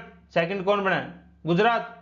मुंबई सबर्बन डिस्ट्रिक्ट सक्षम स्किल सर्वे कहाँ पे किया है, मुंबई का सबर्बन डिस्ट्रिक्ट, उसमें 18 से 40 वर्ष के युवाओं का कौशल सर्वे हुआ है कि कौन कितना मतलब किसकी कितनी स्किल्स लेवल का सर्वे हुआ है 18 से जो 40 साल के युवा हैं। कहाँ पे, मुंबई में हुआ है। Guinness book of the world record plantation के लिए किसमें हुआ है, वाराणसी, जहां से प्रधानमंत्री मोदी आते 1 घंटे में कितने लगाए थे, 2,51,446 पेड़ लगाए थे। मध्य प्रदेश एग्रीकल्चर कैबिनेट की कैबिनेट है बरवानी, इसको किसमें, आदिवासी क्षेत्र में कृषि कैबिनेट के लिए पहली पहल है। कहां पे की है ये, मध्य प्रदेश में। अब भव्य लॉन्च हुआ है, कहां पे, भारत औद्योगिक विकास परियोजना भव्य, क्या है, भव्य। इसके अंदर क्या कर रहे हैं, under it national industrial corridor development programme है। इसमें क्या करेंगे, भव्य के अंदर हम क्या करेंगे, अलग अलग 100 इंडस्ट्रियल पार्क बनाने की कोशिश करेंगे। जो रेडी इकोसिस्टम होगा इंडस्ट्रियल पार्क का, कितना, 100 बनाने की कोशिश करेंगे, जिससे कि जो हमारा जो मैन्युफैक्चरिंग है उस पूरे सेक्टर को बढ़ावा दिया जा सके। तो इसमें क्या है, 100 बना रहे हैं, प्लग एंड प्ले, क्या, इंडस्ट्रियल पार्क बना रहे हैं, जिससे कि इसको क्या नाम दिया गया है, प्रोजेक्ट। तो इसमें आ जाए प्रोजेक्ट भव्य के अंदर हम क्या कर रहे हैं, इसकी फुल फॉर्म क्या है, भारत औद्योगिक विकास योजना। क्या बना रहे हैं इसके अंदर, 100 हम इंडस्ट्रियल पार्क बना रहे हैं। कौन सी मिनिस्ट्री लॉन्च कर रही है इसको, तो मिनिस्ट्री ऑफ कॉमर्स और इंडस्ट्री लॉन्च करे। कितना बजट है इसका, लगभग 33,660 करोड़ का इसका बजट है। स्टेट्स और प्राइवेट सेक्टर के साथ मिलकर इंडस्ट्रियल कॉरिडोर बना रहे हो, पार्क बना रहे हो, तो इंप्लीमेंट किसके साथ, स्टेट और जो प्राइवेट सेक्टर उसी के साथ मिलकर लॉन्च किया जाएंगे।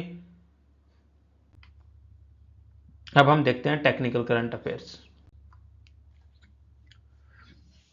जो हमारा जो न्यू वारशिप है तारागिरी, तो क्या देखो क्या है, वारशिप। तो तारागिरी अगर आ जाए तो क्या है, वारशिप है। इंडियन नेवी ने अभी अपने नेवल फ्लीट में किसको शामिल किया गया था तारागिरी की, वो क्या है, अगर ऐसे आ जाए क्या है, तो वारशिप है तारागिरी। किसका हिस्सा है, तो यह है प्रोजेक्ट 17 है। प्रोजेक्ट 17 है किस के लिए, ये हम इसके अंदर 7 वारशिप बना रहे हैं अलग अलग। इसके फोर्थ कौन सी है, ये इसको कौन सी क्लास बोलते हैं कि वारशिप है, तो नीलगिरी क्लास की वारशिप है प्रोजेक्ट 17A के अंदर। ये कौन सी है, ये 4th नंबर की है। इससे पहले 3 कौन कौन सी आ चुकी हैं, हमारे नीलगिरी, उदयगिरी और हिमगिरी, कौन कौन सी आ चुकी हैं,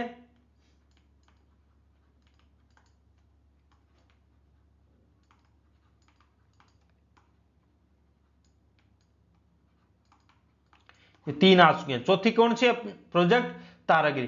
किसने बनाया इसको, तो मजगांव डॉक शिपयार्ड्स लिमिटेड जो है उसने। कौन सी है, ये तीसरी है जिसको मजगांव जो डॉक शिपयार्ड्स लिमिटेड है उसने बनाया। टोटल कितनी बनानी है इस प्रोजेक्ट के अंदर, तो 7 बनानी है। कब तक का हमारा टारगेट है कि 2026 के एंड तक 7 के 7 जो वारशिप है इनको शामिल किया जा सका। हमने देखा है ना भी ईरान और जो लड़ाई हो रही है यूएसए की, कितनी इंपॉर्टेंस है नेवी की, स्ट्रेट ऑफ हॉर्मुज को कैसे ब्लॉक कर पाए। तो उसके लिए हमें भी अगर लड़ाई हुई तो अगर चाइना के साथ, तो सबसे स्ट्रेट ऑफ हॉर्मुज से भी इंपॉर्टेंट क्या है दुनिया के लिए, मलक्का स्ट्रेट है। इंडिया के पास क्या है, उसको चौक करने का रास्ता है, किसके थ्रू, हमारे अंडमान और निकोबार उसके बिल्कुल पास पड़ते हैं, तो वहां से मलक्का स्ट्रेट को कर सकते हैं लोग। लेकिन उसको लॉक करने के लिए पहले क्या करना पड़ेगा, हमारी इंडियन नेवी को बहुत मजबूत होना पड़ेगा। तो भविष्य के किसी कॉन्फ्लिक्ट में इंडिया को अपना टेक्निकल एडवांटेज के लिए नेवी को बहुत मजबूत करने की जरूरत है। ये हमें जो ईरान और जो इजराइल अमेरिका का वार हुई, इससे पता चल गया कि हमें भी भविष्य में अगर कभी चाइना के साथ कोई हो जाता है या कुछ चाइना के साथ अग्रेशन हो जाता है, हमें भी अगला स्टेप लेना होगा, तो वो क्या होगा, मलक्का स्ट्रेट को क्लोज करने का है। डीआरडीओ और इंडियन नेवी ने कंडक्ट किया successful trials of indigenous air droppable container ADC 150। तो अगर आ जाएगा एडीसी 150 क्या है, तो एयर ड्रॉपेबल कंटेनर है। क्या का इंडियन नेवी ने किसके साथ, डीआरडीओ और इंडियन नेवी ने मिलकर इसको बनाया। क्या है कि जो हाई सीज है, सी के अंदर कोई दिक्कत हो गई, तो क्या 150 केजी तक का एक पेलोड बनाया गया। एडीसी 150 का मतलब क्या है, ये एयर ड्रॉप कर देंगे इस कंटेनर को, जिससे कि वहां पे अगर जो लॉजिस्टिक कैपेबिलिटीज या कोई भी जरूरत है, कोई नेवल वेसल है जो बीच में, तो उसको जो भी जरूरत होगी, तो 150 केजी तक का सामान अपन हवा से वहां पे गिरा देंगे, जो कि उसके काम आ सके। ठीक है दोस्तों, तो ये है मेडिकल असिस्टेंस हो या कोई और क्रिटिकल असिस्टेंस हो, जो भी हो, कोई हाई सीज के अंदर, तो उसके लिए एयर ड्रॉप कर सकते हैं हम उसको असिस्टेंट 150 केजी तक की। आईएनएस अंजादीप, अभी हमने क्या पढ़ा था, तारागिरी, अब क्या है आईएनएस अंजादीप। इसका ये क्या है, इंडियन नेवी का न्यू डॉल्फिन हंटर। तो आईएनएस अंजादीप को क्या नाम दिया गया, डॉल्फिन हंटर। ये किस चीज के लिए है, तो यह है एंटी सबमरीन वारफेयर। कहां पे, सैलो वाटर्स में। एएसडब्ल्यू एंटी सबमरीन वारफेयर पर कहा, सैलो वाटर्स का ये प्रोजेक्ट था। तो इसके अंदर जो अगर आए आईएनएस अंजादीप किसके लिए, तो एंटी सबमरीन वारफेयर के लिए सैलो वाटर्स में क्या बनाया इंडिया ने, हमारा जो इसके इस सीरीज का चौथा युद्धपोत बनाया। कौन सा, आईएनएस अंजादीप। किसने बनाया ये, तो इसका निर्माण किया garden rich builders and industries ने, किसके साथ, एलएनटी के सहयोग से इसको बनाया है। की फीचर्स क्या है, 80% क्या है, इंडिजीनियस है। ऐसे हमारा जो प्रोजेक्ट 17 ये चल रहा है, वो भी 75% इंडिजीनियस था। इसके लिए इसका नाम क्या दिया गया, निकनेम क्या है इसका, डॉल्फिन हंटर है। लेंथ वगैरह मुश्किल है, ये 77 मीटर और ये 1400 टन, ये सब आपके एग्जाम में आने की संभावना नहीं है। ये क्या है, ये याद रखना, ये anti submarine warfare shallow waters के लिए है। ये आईएनएस कौंडिन्य बनाया, आईएनएसवी कौंडिन्य। तो ये क्या है, ये अलग से स्पेशल फर्स्ट फॉरेन वॉयज हुई है किसकी, आईएनएस कौंडिन्य की। कहां गए, सुल्तानेत ऑफ ओमान जाके आए और वापिस आए। ये क्यों इंपॉर्टेंट है, इसको हमने बनाया ट्रेडिशनली यूज करके टंकी सिस्टम, स्ट्रीट सिस्टम जो था, जो 5th सेंचुरी बीसी में चलता था, तो 5th सेंचुरी बीसी के हिसाब से हमने बनाया। किसके, ये कौन सी उसमें जो पेंटिंग्स है उनके हिसाब से बनाया गया, तो Ajanta cave paintings. Ajanta cave paintings क्या है, बुद्धिस्ट पेंटिंग्स है। कहां पे है, महाराष्ट्र में। अजंता केव पेंटिंग्स है महाराष्ट्र में, क्या है, बुद्धिस्ट केव पेंटिंग है। 5th सेंचुरी के लगभग की वो क्या है, पेंटिंग्स है। तो उन पेंटिंग्स के हिसाब से जो 5th सेंचुरी में जो क्या होता था, जो हम स्टिच करके जो बनाते हैं, ना कि नेल्स यूज करके जो बनाते थे। अभी हम नेल्स यूज करके बनाते हैं वुडन प्लैंक्स को, लेकिन इसमें क्या करते थे, स्टिच करके जो हम शिप बनाते थे, वैसा ही शिप हमने बनाया। तो ये आ जाए कि आईएनएसवी कौंडिन्य क्या है, तो ये वही है कि स्टिच कर करके हमने जहाज बनाया है। अग्निकुल कॉस्मोस ने सक्सेसफुली टेस्ट फायर किया गया एग्नाइट इंजन। तो किसने एग्नाइट अगर आ जाए इंजन, तो किसका है ये, अग्निकुल कॉस्मोस का। ये क्या है, पहला क्या है, लार्जेस्ट 3D प्रिंटेड इंजन है। लार्जेस्ट 3D प्रिंटेड है ये, क्या है, लार्जेस्ट। एग्नाइट इंजन क्या है, 3D प्रिंटेड है। सबसे बड़ा 3D प्रिंटेड इंजन कौन सा है, एग्नाइट इंजन है। इसमें ये क्या है, सिंगल पीस बूस्टर इंजन है। क्या है, सिंगल पीस का बूस्टर इंजन है। आपने देखा होगा जो हमारा PSLV या वो होते हैं, उसमें ऐसे बना होता है, लगभग यही है। इसके बगल में आपने देखा होगा कभी ऐसे जुड़े हुए रहते हैं दोनों साइड, तो ये क्या होते हैं, ये होते हैं बूस्टर। मान ले कि ये 3 स्टेज, तो ये इंजन हो गया, 3 स्टेज तो ये हो गया, इसके बगल में बूस्टर जुड़े होते हैं एडिशनल कैपेसिटी बढ़ाने के लिए, उसके रेंज बढ़ाने के लिए। तो ये बूस्टर के लिए 3D प्रिंटेड बूस्टर इंजन बनाया है। 3D printed Kisna? एग्नाइट इंजन। किसने बनाया? ये अग्निकुल कॉस्मोस ने लॉन्च किया। वर्ल्ड का लार्जेस्ट 3D प्रिंटेड इंजन बनाया ये। अब हम देखेंगे अवार्ड्स। तो 60वां ज्ञानपीठ पुरस्कार किसको मिला है?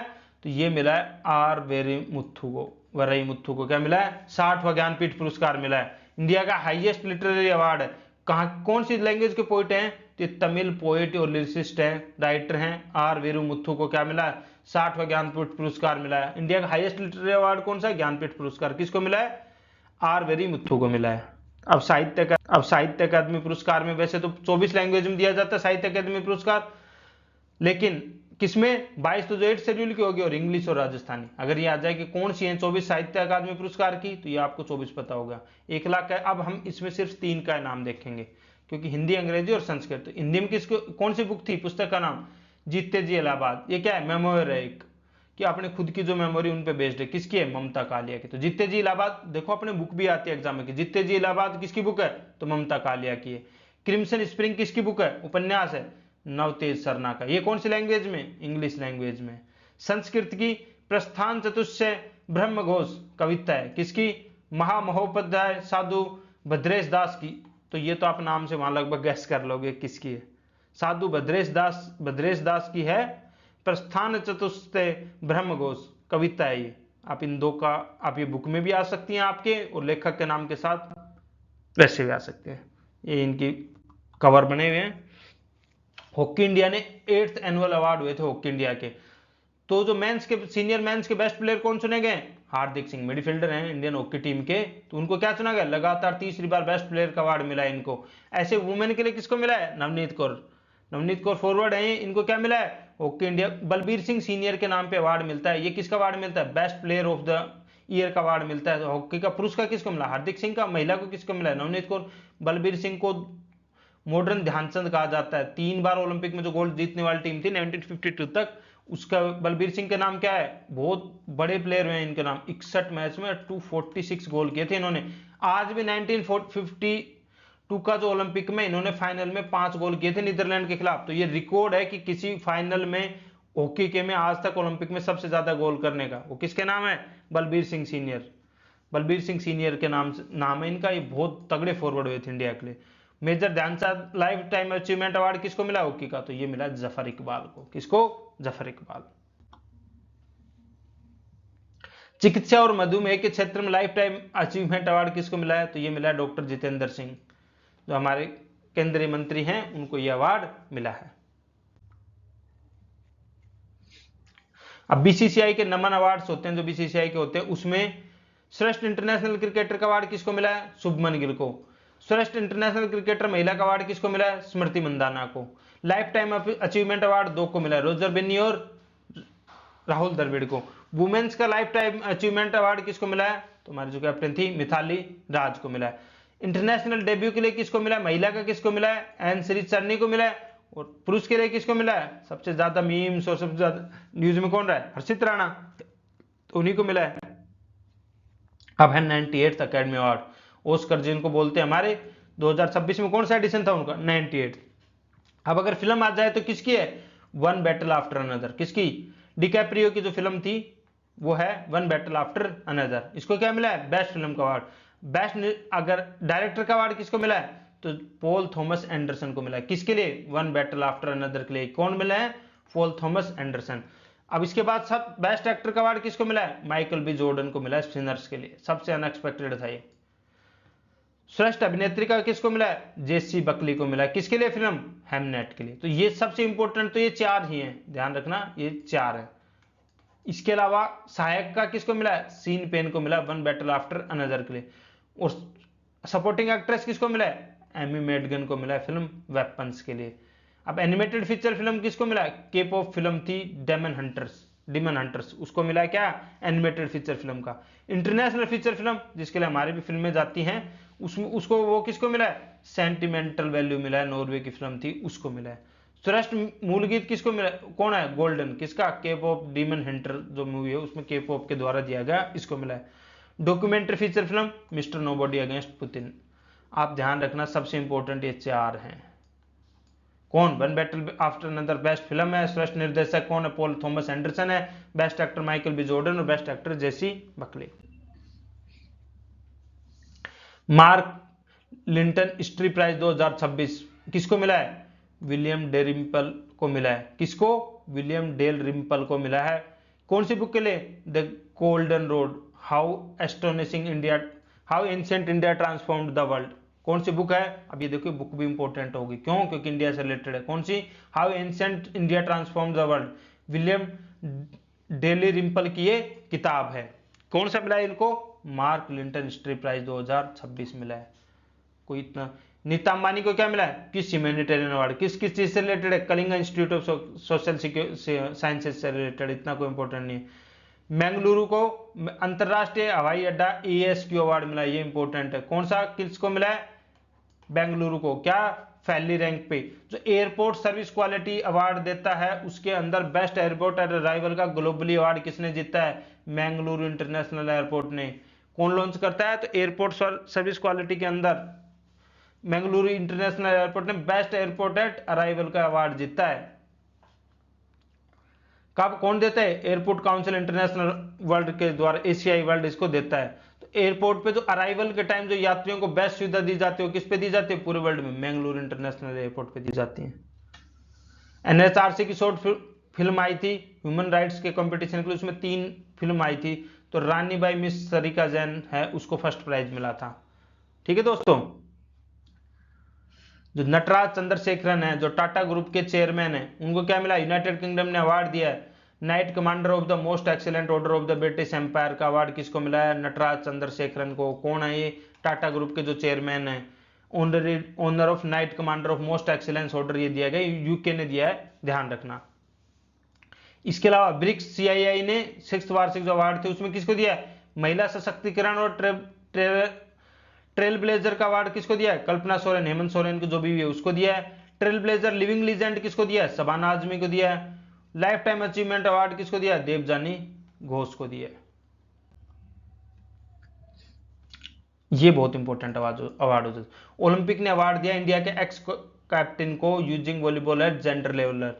तो किसको? अभिजीत भट्टाचार्य जी को क्या मिला? अवार्ड मिला है। ये क्या है? Global winner for gender equality, diversity and inclusion के ग्लोबल विनर। कौन देती है? जेडी के विनर है 2025 का अवार्ड, इंटरनेशनल ओलंपिक IOC देती है, ओलंपिक कमेटी देती है। कौन? अभिजीत भट्टाचार्य। तो ये याद रखें। क्यों? क्योंकि इनके एफर्ट से थाउजेंड्स ऑफ गर्ल्स और जो बॉयज हैं आसाम के, उनको मौका मिला था कि कम्युनिटी ड्रिवन प्रोग्राम्स के जैसे ब्रह्मपुत्र वॉलीबॉल लीग और अलग अलग स्पोर्ट्स ऑर्गेनाइज किए थे, जिससे उनको खेलने का मौका मिला था। इसको रिकॉग्नाइज देखो किसने बड़े लेवल पे है? इंटरनेशनल ओलंपिक कमेटी ने इसके लिए इनको global winner for gender equality और डाइवर्सिटी का अवार्ड दिया है। फॉर्मर डिप्लोमेट है हमारे और ITPO के जावेद अशरफ को क्या दिया है? Commander rank of legion d honour, किसका? फ्रांस का हाईएस्ट सिविलियन और मिलिट्री डेजिग्नेशन अवार्ड दिया गया है। अब है 35th सरस्वती सम्मान 2025, किसको अवार्ड किया गया है? एमिनेंट बंगाली ऑथर राम कुमार मुखोपाध्याय को दिया गया है। कौन से नोवेल के लिए? हरा पार्वती कथा। पहला अवार्ड किसको दिया गया था? हरिवंश राय बच्चन को। कब स्थापना हुई थी? 1991। कौन देता है? के बिरला फाउंडेशन देता है। सरस्वती सम्मान है। अब की बार किसको मिला है? राम कुमार मुखोपाध्याय को हरा पार्वती कथा के लिए मिला है। जो हमारी इंडियन एक्ट्रेस हैं ऋतुपर्णा घोष, इनको क्या मिला? Honoured with women empowerment award for art and culture. कहां पे? हाउस ऑफ कॉमन्स में। हाउस ऑफ कॉमन्स क्या है? जैसे अपनी लोकसभा है, ऐसे उसका वहां पे नाम क्या है? यूके में। हमने भी वहीं से लिया है ना, तो हाउस ऑफ कॉमन्स, जो हमारा लोकसभा की इक्विवेलेंट वहां पे। नंदा मुरी बालकृष्ण, जो बालकृष्ण है, आपने काफी मीम में देखा होगा, साउथ के लोगों के लिए बहुत ही बड़े एक्टर हैं। उनको क्या मिला है? Life time achievement award. कहां पे? International film festival of Delhi, IFFD में दिया है। दिख रहे हैं ना रेखा गुप्ता जी? तो दिल्ली का अवार्ड मिला होगा उनका, 50 साल से जो इंडस्ट्री में योगदान दे रहे हैं उसके लिए इनको मिला है। अब हम देखते हैं स्पोर्ट्स। तो अभी हमने क्या की थी? T20 वर्ल्ड कप की मेजबानी किसने की थी? तो भारत और श्रीलंका ने की थी। कौन सा एडिशन था ये? 10वां एडिशन था। भारत कौन सी बार जीता है? तीसरी बार जीता है। पहला जीता था 2007 में, जब पहला संस्करण था। पिछला जीता था 9वां, जो अमेरिका और जो वेस्ट इंडीज ने मिलकर किया था जिसको होस्ट। और तीसरा अभी इंडिया ने होस्ट किया जब 2026 में, तब जीतता है। फाइनल किस में हुआ? इंडिया और न्यूजीलैंड के बीच नरेंद्र मोदी स्टेडियम में, सबको पता है, ये याद रख लेना। मैंने एक दो एग्जाम में देखा है कि इंडिया के स्कोर क्या था 255 पे 5 और न्यूजीलैंड के स्कोर क्या था 159 पे 10। इंडिया के कैप्टन तो याद है, न्यूजीलैंड के कैप्टन कौन थे? मिशेल सेंटनर, स्पिनर हैं जो उनके लेफ्ट आर्म स्पिनर हैं, वो उनके कैप्टन थे। प्लेयर ऑफ द फाइनल का मैन ऑफ द मैच किसको मिला था? जसप्रीत बुमराह को। और player of the tournament Sanju Samson. ये आप सब सही कर दोगे। हाईएस्ट विकेट टेकर कौन थे? तो जसप्रीत बुमराह के साथ साथ वरुण चक्रवर्ती को कितने मिले थे? 14 विकेट मिले थे। इंडिया क्या है, पहली टीम बनी जिसने लगातार 2 T20 वर्ल्ड कप जीते हैं। अब बीएनपी परिवास ओपन 2026 हुआ है। देखो जो टेनिस के सबसे इंपॉर्टेंट है, ऐसे अलग अलग ओपन होते रहते हैं, आपकी याद नहीं होंगे, मैं आपको बता देता हूं। पर सबसे मेन जो 4 ग्रैंड स्लैम है कौन कौन से? ऑस्ट्रेलियन ओपन, दूसरे पे क्या होता है फिर? फ्रांस, तीसरे पे क्या होता है? विंबलडन, और चौथे पे क्या होता है? US open. तो इन 4 का याद रखना, मेन जो आते हैं वो इन 4 के आते हैं। लेकिन आप देख लेना, अगर आ जाए अभी कोई लेटेस्ट एग्जाम होगा जिसमें 1 मंथ का ही एग्जाम में आएगा, तो ये पूछ लेगा कि बीएन पारिभास ओपन किसने जीता है। तो वुमेन में क्या? Arena Sabalenka. आपको कुछ वैसे नहीं दिखे तो वैसे भी सबलेंका नंबर 1 है अभी। और सेकंड इनमें क्या है? पुरुष में आप या तो यानिक सिनर, तो अगर आपको कुछ नहीं आती है तो जानिक सिनर माना। ये सबसे ज्यादा किसकी बात करना? कार्लोस एल्कराज। अब ये डबल्स हैं, तो वुमेन्स डबल्स किसने? टाउनसेंड और सिनियाकोवा ने जीता है। और जो मेंस डबल है वो किसने? जी एंड्रोजी और एम गिनियार्ड ने जीता है। खेलो इंडिया ट्राइबल गेम्स 2026, ये इंपॉर्टेंट। ये क्या हुए? फर्स्ट एवर खेलो इंडिया ट्राइबल्स गेम्स है 2026 में। कहां पे हुए हैं? छत्तीसगढ़ में। इनके क्या है? पहले ट्राइबल एथलीट्स के लिए, तो पहले क्या हो गया? मल्टी स्पोर्ट वो स्पोर्ट्स इवेंट हो गए। किसके लिए? ट्राइबल एथलीट्स के। कब से हुए थे? 25 मार्च से 3 अप्रैल तक। वेन्यू क्या थे? रायपुर, जगदलपुर और सुरुजा इन छत्तीसगढ़। तो इसमें स्टेट कौन सा है, कहां पे है? तो छत्तीसगढ़ में। किसने ऑर्गेनाइज किए? Ministry of youth affairs and sports ने ऑर्गेनाइज किए। किसके साथ मिलकर? Sports authority of India Sai के साथ मिलकर, इंडियन ओलंपिक एसोसिएशन के साथ मिलकर। साथ ही साथ छत्तीसगढ़ में हुए तो किसके साथ मिलकर? गवर्नमेंट ऑफ छत्तीसगढ़ के लिए। अब ध्यान रखना, इसका मास्कट क्या है? मोरवीर है। किसका ऑफिशियल मास्कट है खेलो इंडिया इनका? क्या है? मोरवीर। मोर मीन्स और ओन, और वीर मीन्स स्ट्रेंथ और ब्रेवरी को रिप्रेजेंट करता है। पहले पे कौन रहा इनमें? तो खेलो इंडिया ट्राइबल गेम्स में तो पहली पोजीशन पे रहे कर्नाटका। कितने? 23 गोल्ड, 8 सिल्वर के साथ। किसने? कर्नाटका ने। आउटस्टैंडिंग एथलीट में तो क्या रहे? कर्नाटका के जो के स्विमर है मणिकांता एल, ये किस में रहे? मेंस कैटेगरी में। और वुमेन में कौन रही? अंजलि मुंडा रही उड़ीसा की। इन्होंने भी क्या 5 गोल्ड जीते थे। ये भी क्या है? स्विमर है। ये देख लो आप, रैंकिंग देख लो, कर्नाटका, उड़ीसा, झारखंड। और जो पहले पे है मेंस में क्या है? मणिकांता एल। और वुमेन में क्या है? कौन है? अंजलि मुंडा। अब हुए थे हमारे 87 सीनियर नेशनल और inter state table tennis championship हुई थी। तो इसको किसने जीता है? मेंस में जीता है मानव ठक्कर ने, और वुमेन्स में जीता है यशस्विनी घोरपाड़े ने। जो अपने जो वैसे नाम थे शरद कमल वगैरह, जो मोनिका बत्रा है, वो सब की बजाय अब की बार जो नए नाम क्या है? मानव ठक्कर और यशस्विनी घोरपाड़े ने जीते हैं। 2026 का वर्ल्ड एथलेटिक्स इंडोर चैंपियनशिप तो अभी कहां पे हुआ है? ये टोरन पोलैंड में हुआ है। इसमें कितने टोटल में? टॉप पे कौन रहा है? अमेरिका रहा है 5 गोल्ड जीत के। सेकंड पे रहा है ब्रिटेन, थर्ड पे रहा है इटली। लेकिन इंपॉर्टेंट क्या है? इंडिया कौन सा होस्ट करेगा? 2028 के वर्ल्ड इंडोर एथलेटिक्स चैंपियनशिप आ रहे हैं, वो कहां पे होस्ट करेगा? भुवनेश्वर में, इंडिया। तो ये याद रखना, इसलिए अभी का भी इंपॉर्टेंट। 2026 का कहां पे हुआ है? टोरुन पोलैंड में हुआ है। और 2028 का हमारे भुवनेश्वर इंडिया होस्ट करेगा। क्या? World athletics indoor championship. Gurjant Singh ने, हॉकी इंडिया के जो एथलीट हैं, उन्होंने अपना रिटायरमेंट अनाउंस किया। क्या है? फॉरवर्ड थे इंडिया के। Indian open squash tournament 2026। और दूसरा नाम क्या है? JSW sport Indian open 2026 cricket club of Mumbai में हुआ था। तो मेंस सिंगल का टाइटल किसको मिला? अभय सिंह को। और वुमेन्स सिंगल का टाइटल किसने जीता है? अनहद सिंह ने। अनहद सिंह इंडिया के बहुत ही प्रॉमिसिंग एथलीट है। देखते हैं कि कितना करते हैं। अभी 18 साल की है, काफी 3-4 साल से 14 साल की थी तब से अलग अलग इंडिया के लिए मेडल्स जीत रही है। वर्ल्ड पैरा एथलेटिक्स का ग्रांड प्रिक्स हुआ था। अलग अलग ग्रांड प्रिक्स होते हैं पैरा एथलेटिक्स के लिए, तो अलग अलग जगह पे। तो न्यू दिल्ली में जो एडिशन हुआ था उसमें किसने जीता था? इंडिया ने पहली रैंक पाई है। कितनी? 208 मेडल जीते हैं। कितने देशों के आए थे लोग? टोटल 5 देशों के लोग आए थे। कितने? 75 गोल्ड, 69 सिल्वर और 64 ब्रॉन्ज जीते इंडिया ने। नेशनल पैरा एथलेटिक्स चैंपियनशिप, ये ध्यान रखना, ये कहां पे हुई थी? भुवनेश्वर उड़ीसा में हुई थी। चैंपियन सबसे ऊपर रैंक किसकी है? हरियाणा की। दूसरे पे कौन है? तमिलनाडु है। जो अभी हमने ट्राइबल जो यूथ गेम्स देखे थे उसमें पहले रैंकिंग किसकी थी? कर्नाटका की थी। यहाँ पे कौन है? हरियाणा है। कीपोमीरा जो अलग अलग होते हैं, जो F12 और ये हैं, अलग अलग कैटेगरी होती है, जिस हिसाब से आपकी जो डिसेबिलिटी है उस हिसाब से अलग अलग कैटेगरी बनाई हुई है, जिससे कि वो अलग अलग लोग compete कर सकें। तो ये अलग अलग मेडल्स हैं।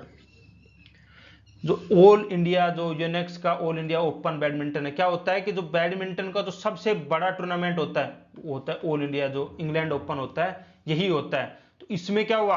भारत के जो लक्ष्य सेन थे वो फाइनल में हार गए। किससे हार गए? चाइना के ली चुन यी से। तो ये याद रखना कि किसने जीता है? मैन सिंगल ली चुन यी ने जीता है। लक्ष्य सेन तीसरे बने इंडिया के, प्रकाश पादुकोण और पुलेला गोपीचंद के बाद तीसरे बने इंडिया के मेल जो कि इसमें पहुंचे, जो ऑल इंग्लैंड ओपन है उसके फाइनल में पहुंचे। अब वुमेन सिंगल में कौन जीती है?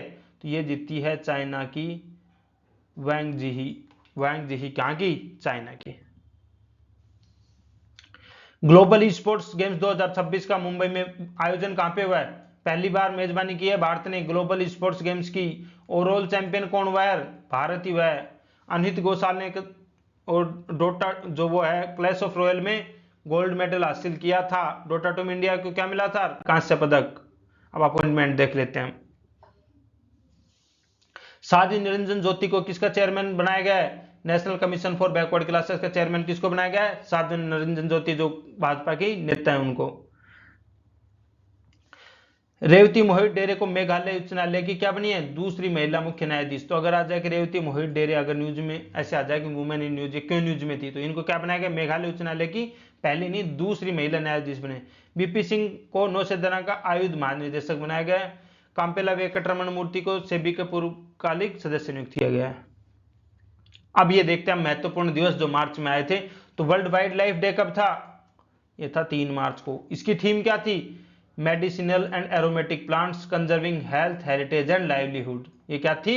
इसकी थीम थी। नेशनल वैक्सीनेशन डे कब था? 16 मार्च को। इंटरनेशनल नवरोज, नवरोज क्या होता है? पारसीज का न्यू ईयर, तो ये कब था? 21 को। मार्टियर्स डे ये कब था? 23 मार्च।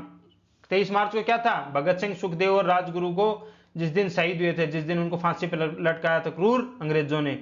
साथ ही साथ मार्टियर्स डे शहीद दिवस और किस दिन बनाते हैं हम? 30 जनवरी। क्या हुआ था उस दिन? गांधी जी को मारा गया था उस दिन। 24 मार्च को क्या है? वर्ल्ड ट्यूबरक्लोसिस डे, 24 मार्च।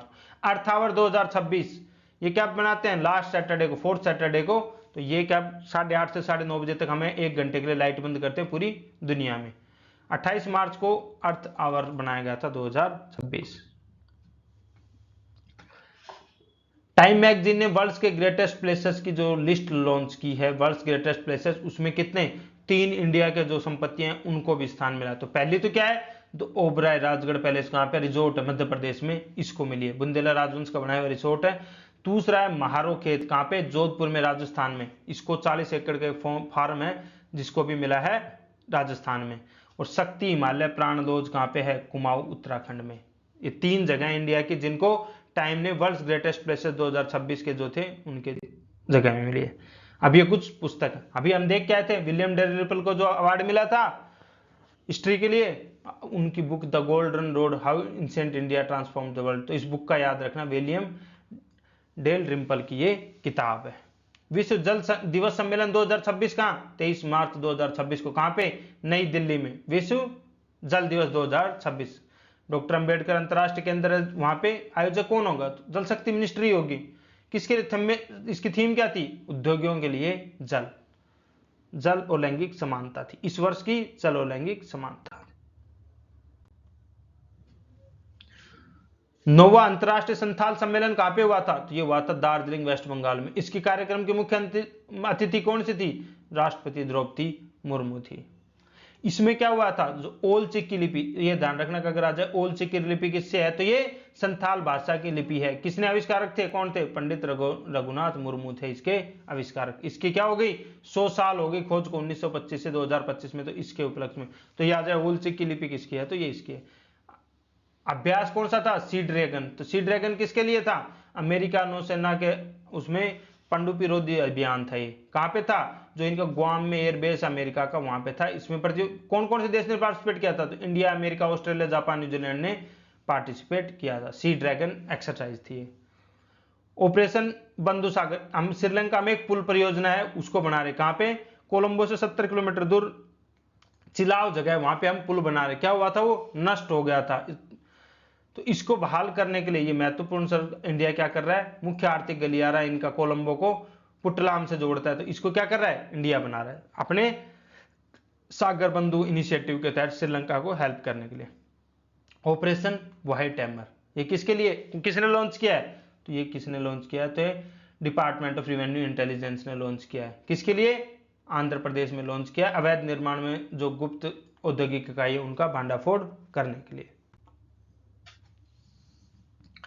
अमेरिका और दक्षिणी कोरिया का संयुक्त सैन्य अभ्यास है, उसका क्या नाम है? Freedom shield 2026। तो हमारे इंडिया इन्वॉल्व नहीं है तो इतने ज्यादा काम करनी है हमारे।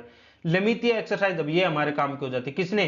भारत और सेशल्स की जो फोर्सेस हैं, रक्षा बल है, एसडीएफ है, उनने मिलकर क्या हुआ था? इसका 11वां संस्करण था। कहाँ पे? सेशल्स डिफेंस एकेडमी में ये ऑर्गेनाइज हुआ था। तो लेमितिया अगर 2026 एक्सरसाइज आ जाती है, किसके? भारत और सेशल्स के। धर्म गार्जियन तो किसके साथ है? धर्म गार्जियन हमारे किसके साथ करते हैं हम? जापान के साथ।